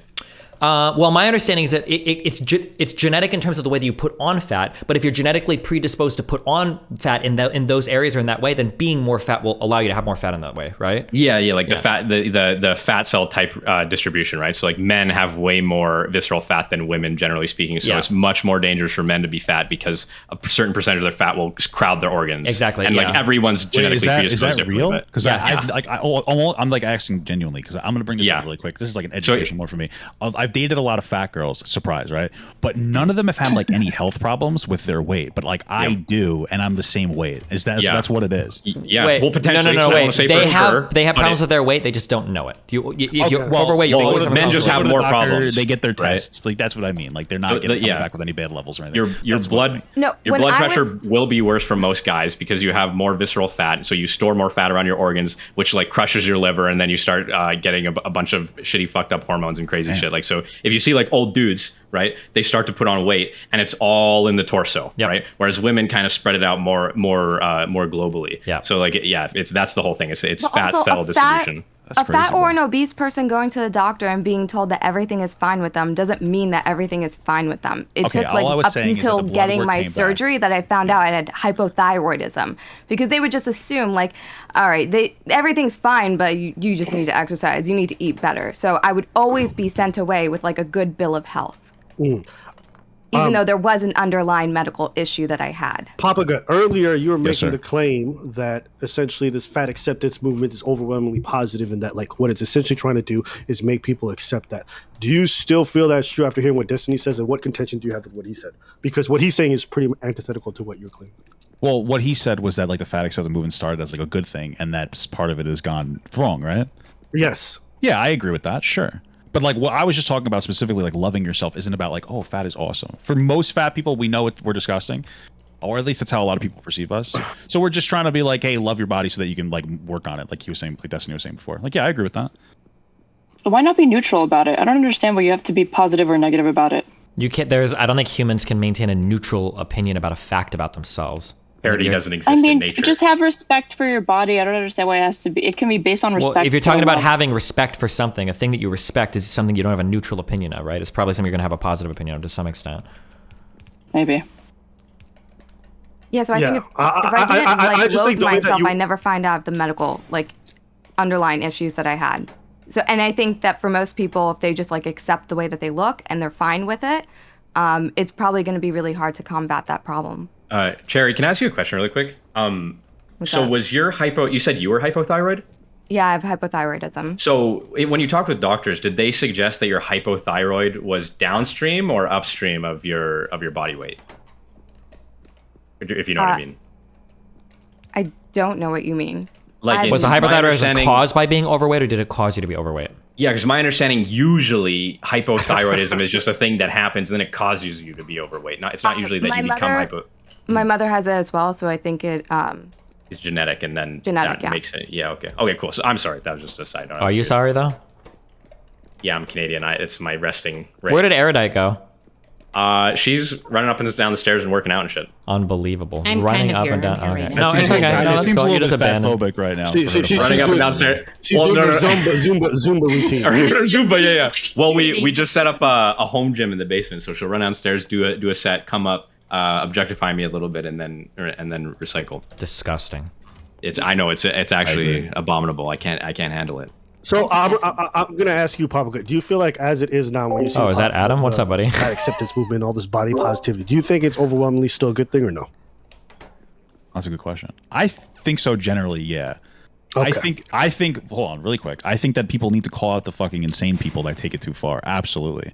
But I think overall, when people talk about the crazy aspects of the body positivity movement, there's never an aspect that's like, hey, you know what? I understand loving yourself because you're unhealthy and you need to be able to get to a point where you feel like working on yourself.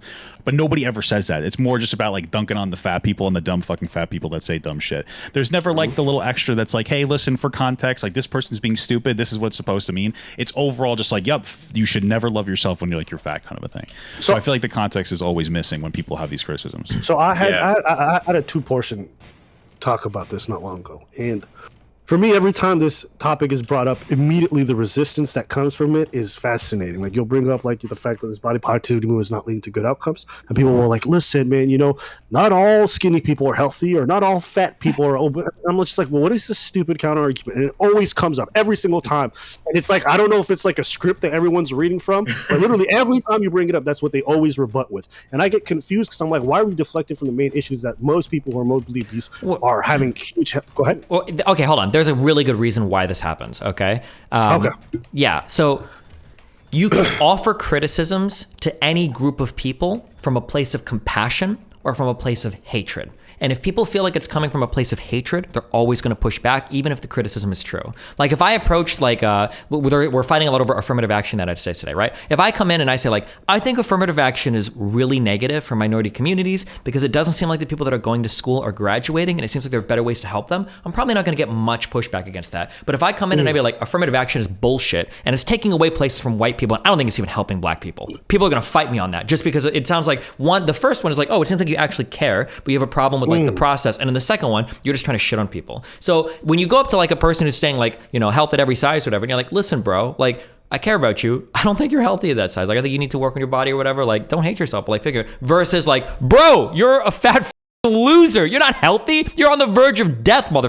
Right? Even if it's kind of the same thing you're saying, the rhetoric, the messaging is so much different. The second one feels like it's coming from a place of hatred, which is going to cause people to push back. Okay. The first one feels compassionate. Yeah. So 2 parts. I absolutely agree with everything you just said. And I'd also say that even if you come with the first energy, I feel like the resistance to that is still extreme. Do you agree or disagree? Yeah, it's extreme, but I mean, fat people hate themselves and they've been fat their whole life. And that's a hard That's a hard thing to like carry around. Where did that come from? The fat people have been fat their whole lives. What does that mean? That like generally people that are dealing with obesity have like had it thrown at them and deal with it. Yeah, childhood obesity. Either it doesn't have to be childhood. It could be like in your teens, whatever. But like either explicitly or at least implicitly your entire life, you've been like judged as being fat. And that's not some shit that you can cover up with makeup. That's not some shit you can hide with a different outfit. That's like every time you get on a plane, people are judging you. Every time people see you in public, they judge you. Like every single moment of your life. And nobody really cares about you. Like people kind of pretend to, but like even like other minorities will get more actual like, you know, lip service or more actual compassion than like fat people who are like, you know, it's your fault, like fix it, like what the fuck. So I think that like there's probably going to be more hostility from that community in general than other community. But I mean, let's just, I guess, not to say like I agree with you, like and dude, you can find VODs of me shitting on people to do that health at every size thing. Like I go hard too, but that's going to be the reason why people are pushing back so hard against it, right? That makes sense. You know, and I'll just say, because I didn't get to finish, I'll just say this last point.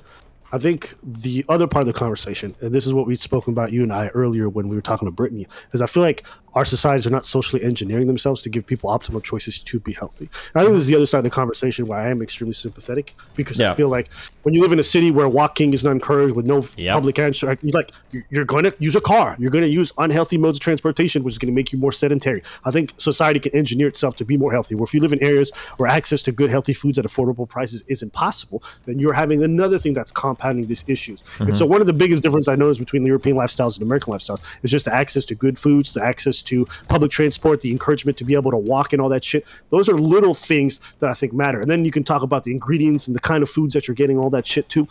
So I don't put all the blame and the onus on the individuals itself, because I don't even think a lot of it's there. I think society can also engineer itself to be exponentially healthier, but I think it doesn't do so. Whether purposeful or not, I can't say, but I do think that's also a big part of the problem. Sure. Yeah, Sorry, I agree. Go ahead, Stardust. No question. I'm hungry, so I'm gonna go. Bye.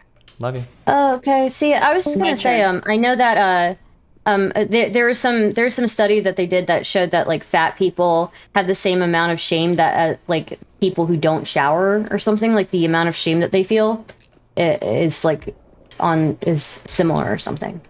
That's wild. Yeah. Maybe. I don't shower, so I can't really give you... I was going to say, so someone in chat said, yeah, there's endless opportunities to be healthy. Like, that's just not true in some places. Like, the opportunities to be as healthy as there is to be unhealthy is, like, absolutely not true. I remember living in, like, North Hollywood, in Los Angeles, and I just remember being so far from every fucking grocery store possible, but there's a bunch of corner stores with shitty-ass foods everywhere. Yeah. And in terms of, like, fast food joints, like, it was really shocking to me that if I did a Google search, there was, like, 30 fast food joints, and then there was one spot that did groceries like 25-minute walk away.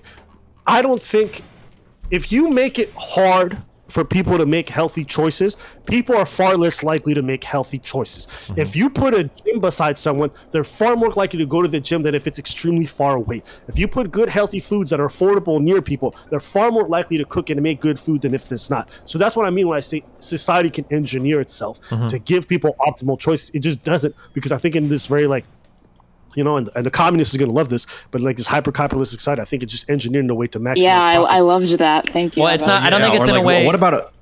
Listen, go ahead. I was going to say, I don't think it's engineered to keep us fat. I think that's just, these are the preferences that we've adapted because like the products are so good. It's kind of like losing our privacy to Google. Like people act like it's a bad thing, but everybody loves it because there's so much convenience. And I think it's the same with foods as well.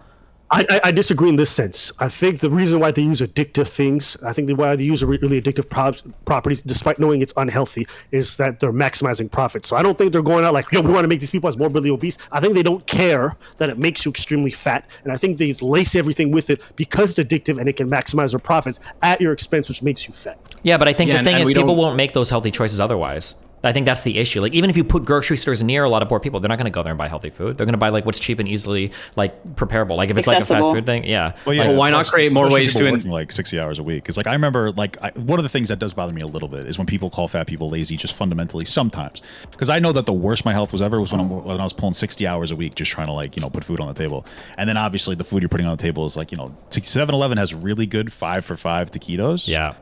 excellent, really good nutrition. So, that's one of the butt-ins. But so to offset that, why don't we just create more incentives to do healthy behavior that's good for you? Like, why isn't there like a tax write-off for your gym membership or something like that? Like that should well, be what there really should be. I think that there is for your health insurance companies. You can give them like the receipt or whatever that you go. So if you say the soda tax, I'm gonna get so fucking triggered. Yes, that's what we really need. What we really need to do is you have to tax the fuck out of unhealthy foods. That's what you have to do because poor people spend the highest percentage of their disposable income on food, or not disposable, I guess you would call it. On their necessary expenditures is going to be on food. So tax the fuck out of sugar.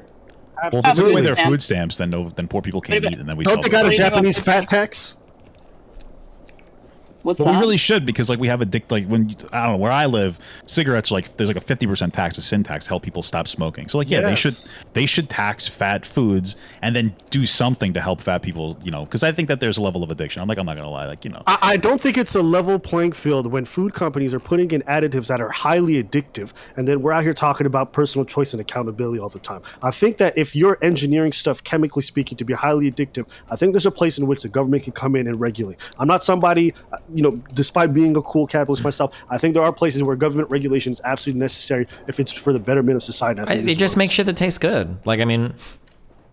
I think a lot of healthy foods do taste good. The problem is these additives are so addictive, and that you get so hooked on them that not having them actually makes you think it doesn't taste bad. I don't think the main additive you're talking about is just sugar. It's just everything has so much fucking sugar in it, and then everything is ultra over processed. I think that's what's us up. But I mean the thing is that that food is quick and easy to prepare, and it's very cheap.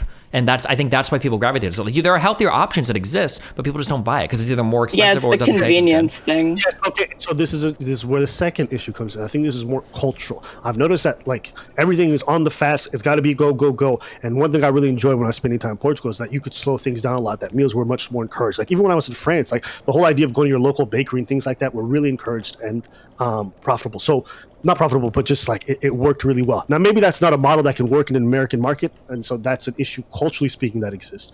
But I think if you're always prioritizing everything based off how fast can it be made, I understand it's probably the right solution. I just wish that culturally speaking, it wasn't the only one. Yeah. The other alternative is to just eat like shit and go to the doctor. They give you pills, and you're consequence free. Jesus. True. If there were pills that did that, though, I mean, everybody'd be on them. Yeah. True. I was kidding. True. Yeah. Is there any other solutions that you guys have? Society. I would say that if you've never tried it before, if you actually go one day eating healthy meal and you count your calories, it's insane how hard it is to overeat on actual food versus how easy it is to overeat on dog shit food.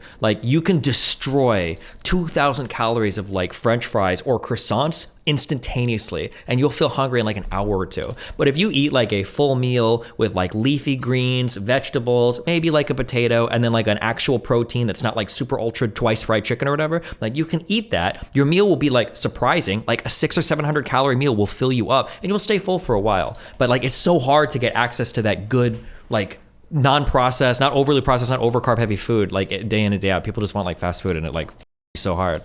Yeah. Okay, I'm back.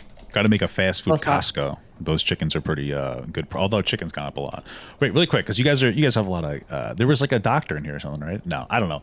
Listen, I saw something on TikTok. I'm curious about this because some actual doctor duetted it. They were talking about their I don't know, fibers coat the food that you eat and help process everything you eat more healthily, or is that not true? I know it's a weird question, but just in my head. If you're wanting my husband here, he just left. I can bring it back if you want. I can just not be on here at all. Okay, if not, it's fine if nobody can answer. I was just curious because I heard that. I'm not that proficient in that kind of stuff. All right, I'm sorry. I can give you his info, and you can DM him though. Yes, you want to ask me or someone else?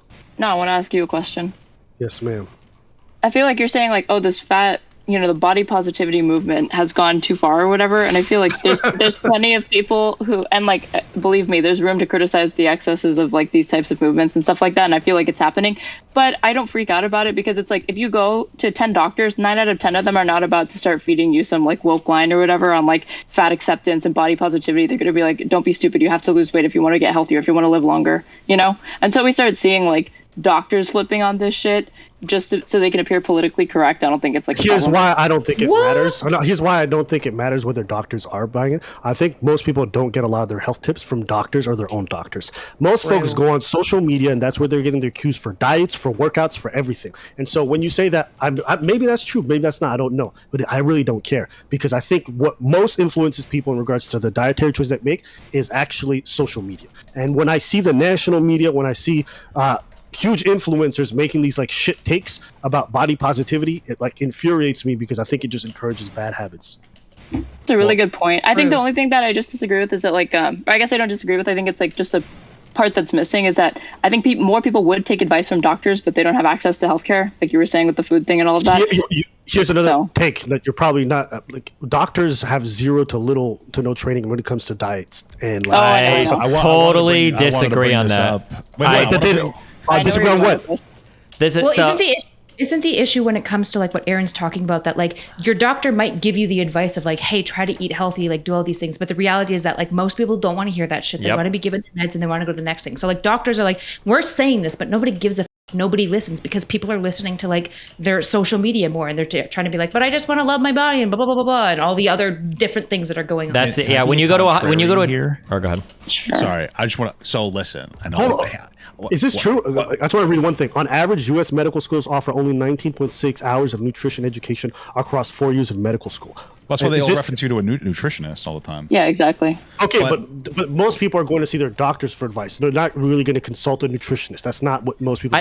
Okay, the reality is 99% of people don't need to consult a nutritionist. It's usually pretty basic. But the issue is that like, if you're going to the doctor, he can't just tell you to like change your dietary habits. Like if you present with hypertension, he's not going to say like you need diet and exercise. He's going to give you blood pressure medication. Like that's all they can do. They'll usually do both. Well, they'll always tell you to work out, but people aren't going to, or they'll tell you. Sorry, go ahead. Sorry, I couldn't. No, it's okay. No, so the only thing I wanted to say, because like just like a personal experience for myself and like my wife, is there are a lot of times when you go to the doctor and they don't really approach the situation in a way that like encourages you to like diet or exercise. Like the most success, which is right now, that I've had of like actually getting my shit together, was when I had a doctor who was like, you know what, you should lose weight. It's unhealthy. You're on these meds. And go for like a walk through this. I've had a lot of doctors who you go in and like if you don't lose weight that week, and like again, like I'm working 60-hour weeks, or you don't lose weight in that like 3-month period.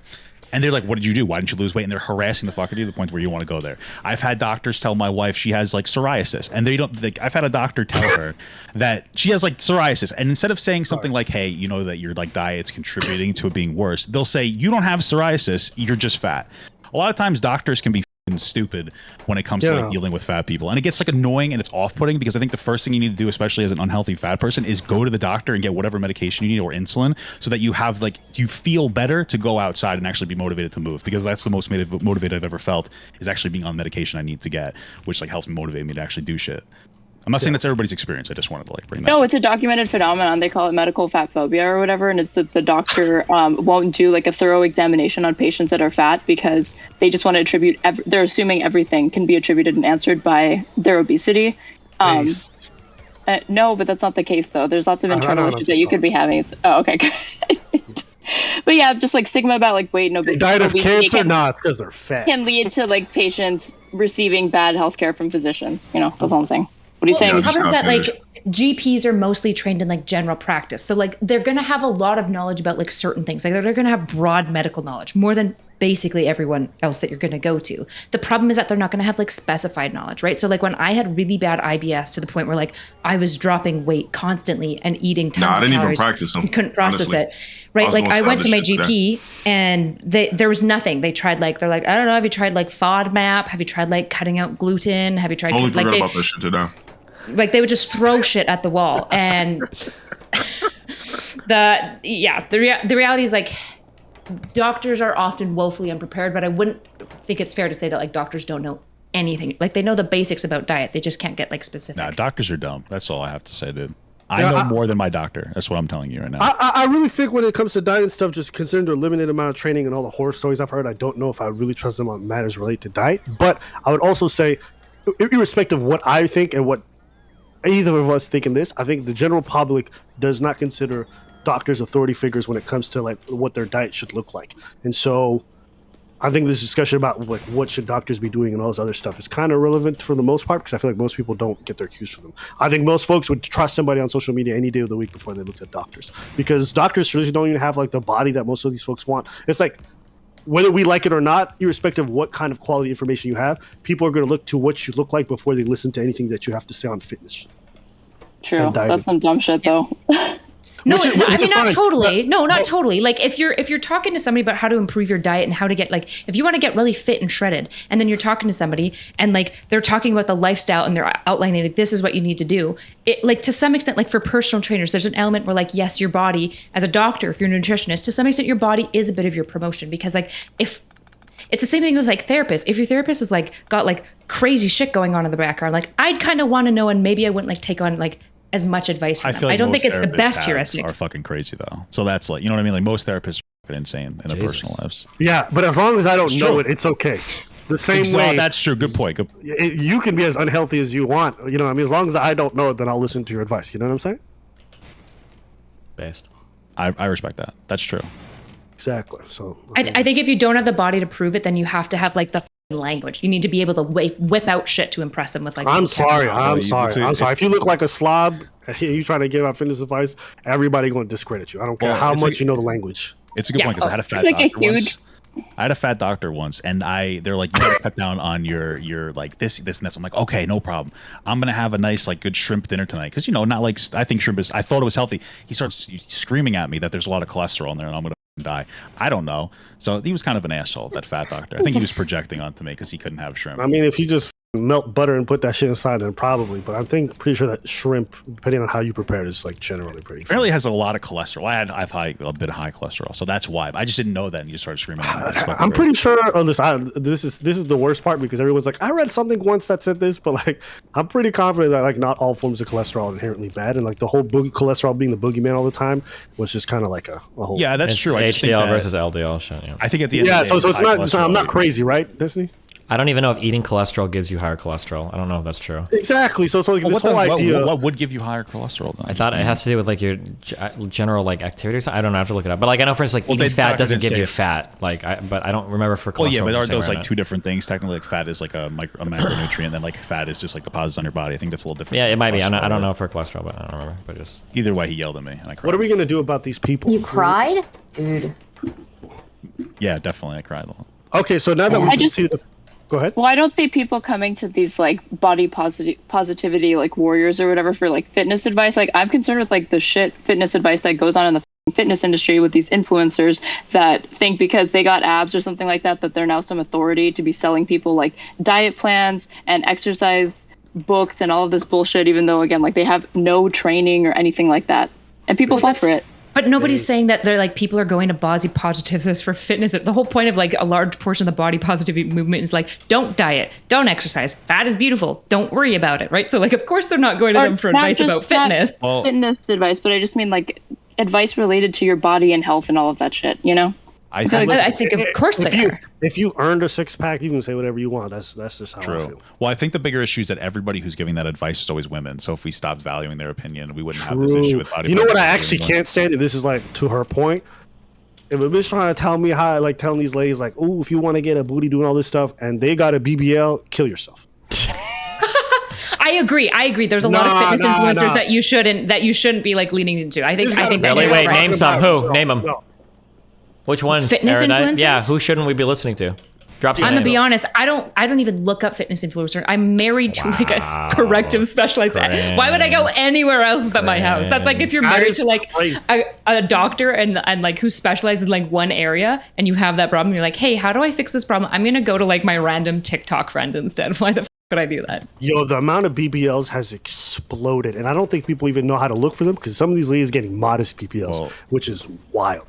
And they call it the country club BBL. Yeah, and if you want to know how to see if a girl's got a BBL, you got to look at the stomach area because what ends up happening is that this is so sneaky, bro. It's almost like liposuction, but then they double it up with the BBL portion. So they just transmit the fat from their stomach area back to their ass. And here's what's really weird. It's like they got cellulite around their legs and they got these like super nice ass, but then they got like six-pack abs, which is just like not humanly possible to have like fat chunky legs and like guys, a BBL is a Brazilian butt lift. I don't think chat knows what it is. It's okay. They can just call it BBL, you know. It's called ab etching. Aren't they getting them undone, they don't have though? to ab etch. They don't have to ab etch though. There's some people who just do ab etching, but what I'm talking about is when they transfer the fat from the BBL from the abdomen area to their ass, and that's how they look so sexy.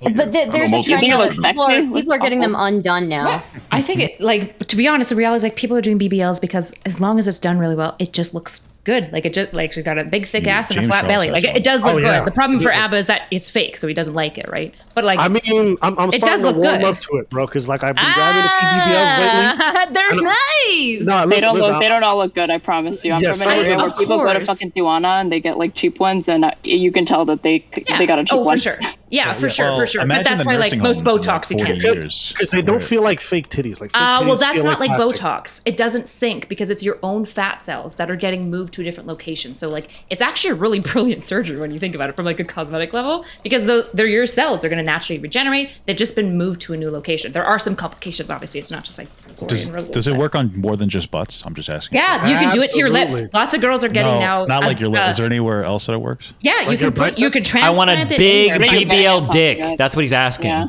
That's not what I'm not asking the question. Somebody's like Skype chatting me, and they're asking me that question. Is there a way that you can do that there? BBLs almost never look natural. That's cap. That's not true. I have like a spidey sense. Anytime I see a fake fucking ass, I have a spidey sense. You have confirmation bias because you're only talking about the ones that you were able to notice. There's plenty that you looked at that you couldn't tell was a BBL, and that's what's up. That's why I'm telling you, you're actually not supposed to look at the ass to tell it's a BBL. You're supposed to look at the stomach area. True. Yeah, you can see the stomach looks a little bit too flat. Well, they just look cut. They just look shredded, and then you're like, how you got that big, thick, old, juicy ass when you got like the cut ass? Because I have friends of mine who work out in Panama, and like these ladies tell me like how to tell when someone's got a BBL because everyone's got one over there, and like they would show me pictures of girls who had BBLs. I'm like, I don't see it. Like, how is that even possible? And they're like, you're not supposed to look at the ass. You're supposed to look at the stomach area because that's where they do all the fat transfers. So it's like 2 for 1 essentially. But yeah, you'd be surprised. There's some BBLs that you really can't tell because the ass is like they get a small amount of fat transfer, just enough for it to look nice and plumpy, but not to look crazy big.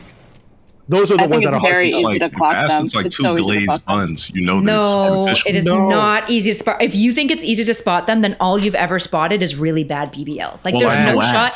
Cosmetic surgeons are maybe he's just like a fucking ass expert. This is insane. You're just wrong. Next level, dude. Aaron, you're like you're both LTG and Aaron are just wrong. How about this? We can do a contest, okay? I'll put $1,000 on the line, all right? Oh my God! And I'm gonna put 10 profiles up, okay? And you guys gotta guess how many of them are BBLs, and if there's an error margin of more than 2, then you guys fail.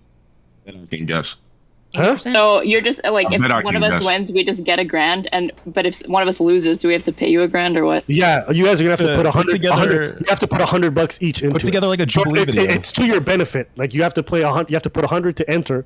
But if you fail, I get the 200. If one of you wins or both of you wins, then I'll pay you out. Damn. Ooh, I'd for sure do this. I don't agree with them, but I'd for sure do this just for funsies. No, don't be dishonest, Kyla. You weren't part of this discussion. Stop it now. I want a chance to win $1,000. Hold up, I want a chance to win $1,000. That's the. I don't gamble. Ooh. Yeah. Oh, it's not a gamble. I would get all of them right. She admits it's a gamble, so she admits she can't tell. I don't gamble. Well, I mean, how much are we allowed to? No, you're stupid. That's fucking metric where people don't put money on it. They don't actually think that. No, I don't gamble. I don't drink. I don't smoke. I'm straight edge. I'm doing it. Yeah, hold on. How is it a gamble if you're so sure of your skills? I already said that. You stole my talking point. It doesn't change the fact that it's so fucking gamble. Doesn't change the fact that it's so fucking gamble. Can we wrap it up, guys? You just said BBLs are so obvious. I want to sleep. It is. You can tell. You look at these women's asses and it looks like the diaper's too full. All right, you can just tell. Okay, well then take the bet. You're gonna make $1,000. It's not even a bet at that point. It's just like that would be like somebody being like, if you can do 10 simple math questions, you can get $1,000. I'd be like, well, I probably wouldn't say yes because I'm pretty bad at math, but it's okay. I won't make you compromise your values. You're not allowed to enter anymore. Oh, you won't. You don't have that influence over me, Abba. But okay, don't worry. And it's almost like fake titties. You could tell instantly. Yes. Yep, that's easy too. Look at Zac Efron. Wait, that is not true. You can only only tell if they're naked and only for some types of fake titties. Oh my God, that's too basketball-y. What? I know they're fake. True though. That's true. LowTierGod's played a lot of basketball. Bras are magic. Bras are actually insane. They can make an A cups look like double D's unless you see a girl's tits naked. Also, there are certain types of women, I've seen these, where the boobs look normal, but when you actually start to touch them, you can get like fake boobs that are like underneath the boob. They don't make it like bigger, but do you know what I'm talking about? Yeah, where they go under the muscle tissue. Yeah. Like there was one girl, and I was like, oh my god. But then when I touched them, I was like, oh, there's something going on in here. It's either cancer or you got some fake. After you found out they were fake, do you think that it was okay to call them a disgusting titted bitch? Oh, I would, like but my name's not Laba. I think push-up bras are pretty unethical. I'm not gonna lie. Ooh, is that like rape? Would you say? Calling women whales is not unethical. Ooh. No. I think it's perfectly. I think that's like if someone says I got some big titties, you're like word. If she got a push-up bra, hey man, if you want to make up fun of her boobs once you see them, I got no problem. Bro, just fuck her with the bra on. Problem solved. No, because the magic has already been revealed. It's too late. Jesus. Yeah. If you've been talking like, yo, I got these titties and it's fantastic, and then it's a push-up bra, and you got like A cups or some B cups, like we gonna have a problem. These women don't exist. These exist in your head. There's no woman who has an A cup, and she's wearing like some huge push-up bra who's bragging about. Bras are unbelievable. But they're not bragging. Who's bragging about it? No, Aba just said there are these ladies or whatever with A cups, and then they put on a push-up bra and they're talking about having big titties. Like, no, they're not going to draw any fucking attention to it. Yeah, I've definitely seen some B cups masquerading as some D's. Were they going maybe huge fat tits? Were they like, oh, I have really big fat tits? Like, no, they just took pictures in every one where they just had these perky, huge titties in every picture, and they framed it with their cleavage in them. That's good for their mental health. I respect it. It's equivalent to women's scrunchy tights. It's the same thing, right? Tell them. So, I mean, why does every chick in the gym now look like she has ass? It's the tights. Exactly. Yeah. Well, oh my God! Hold on. That's a lot of. Can I tell you? I just want to give a shout out to all the guys in chat that don't know about this because I have fallen prey to this, and I still do, and I still will. Okay. You have to be so careful of the woman's ass on the counter shot because women can conjure up asses from other dimensions that don't exist in this one. I have seen women with the flattest Hank Hill ass, and I'm still jerking off to their pictures after we hook up because I'm like, there's just no way this is the same shit. I can't believe it. I cannot believe how much that ass on the counter shit will overinflate the perception of how big of an ass a woman has. It's unbelievable. All right. You ready for this? So they get out at a good angle, then they use their toes to accentuate one half of their booty, and then they use pants. They use pants that don't stop right above the ass but go up to the back. Tactic. And so what happens is that then like the half turn. Heart stitch. The half turn.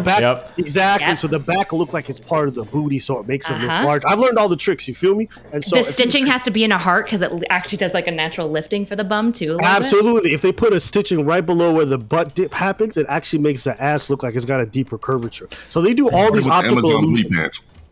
If you pull your tights as well to be loose slightly below your butt cleave, it'll give you a bigger butt cleave. There's like TikToks giving girls tips on all listen, of this. Take notes, LTG. If you have a small ass, it's okay, but like, don't lie about it. No, it's not. It's better to be honest about it than to find out. Do you know how disappointing it is? Like when the person, it's like, oh my God. You know what happens is that everyone wants that validation, and they don't care if they've misled you to get you through the door. As long as they got you through the door, they think everything's okay. And I just don't think wearing flattering clothing is dishonest. Like y'all are saying like, oh, it's so deceptive. Some people are wearing these like leggings that make your butt look big or whatever. It's like you're talking about people wearing flattering clothes.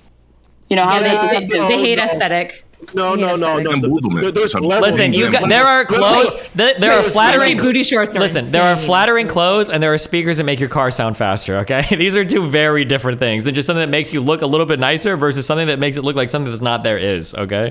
Yeah. I think there's levels to everything. There's a direct difference between applying a bit of makeup, and then there's some tutorials where the bitch look like she got on a whole new face. Like it is crazy when you see them before and after. Huh? That's art, dude. That's like you're not appreciating the artistic value of them. Hey, listen, I didn't want to go on a date with an artist. I wanted to go on a date with so that's not what I want. Where do we draw the line? Because I'm wearing a hat. That's scrunchy booty shorts are unironic magic. Those things are magic. They're actually really uncomfortable. I got a pair recently, and I hate them. I won't even wear them because they squeeze your leg so tight just at the back that it causes your thigh to basically get indented to give you like that extra little couple of centimeters. And they're insane. I put them on, and I'm just like, I am caked up. Like this is a whole dimension of ass. Those shorts those are a problem. Thank you for your testimonial. And I think this is a good place to wrap it up. D. Steven wants to go to sleep. He's been begging me to stop the stream. Fucking Steven. Thank you. I'm sorry. I got to support him. So listen, everybody, y'all have a good night. Steven, you get some good rest, get some sleep. And, I don't appreciate you trolling me earlier. Just wanted you to know that, okay? Thank you, guys. You don't? I'm just fucking with you. I really don't give a fuck, bro. The way you triggered me and the fact that you said I was friendly to white people, bro, I'll never fucking forget it. And I'm taking you to a cookout. You gonna pay for that one. Okay, I'm ready to tell all your friends how athletic I think they look and that I voted for Obama like 20 times, okay? Okay, we'll see. And I'll say your favorite N-word. My favorite N-word is nerd, okay? All right, good night, guys. I love you all very much. It's been fun. Bye, everybody. Thank you for having me. See you later. It was a lot of fun. Yeah. Bye. Nice meeting you all.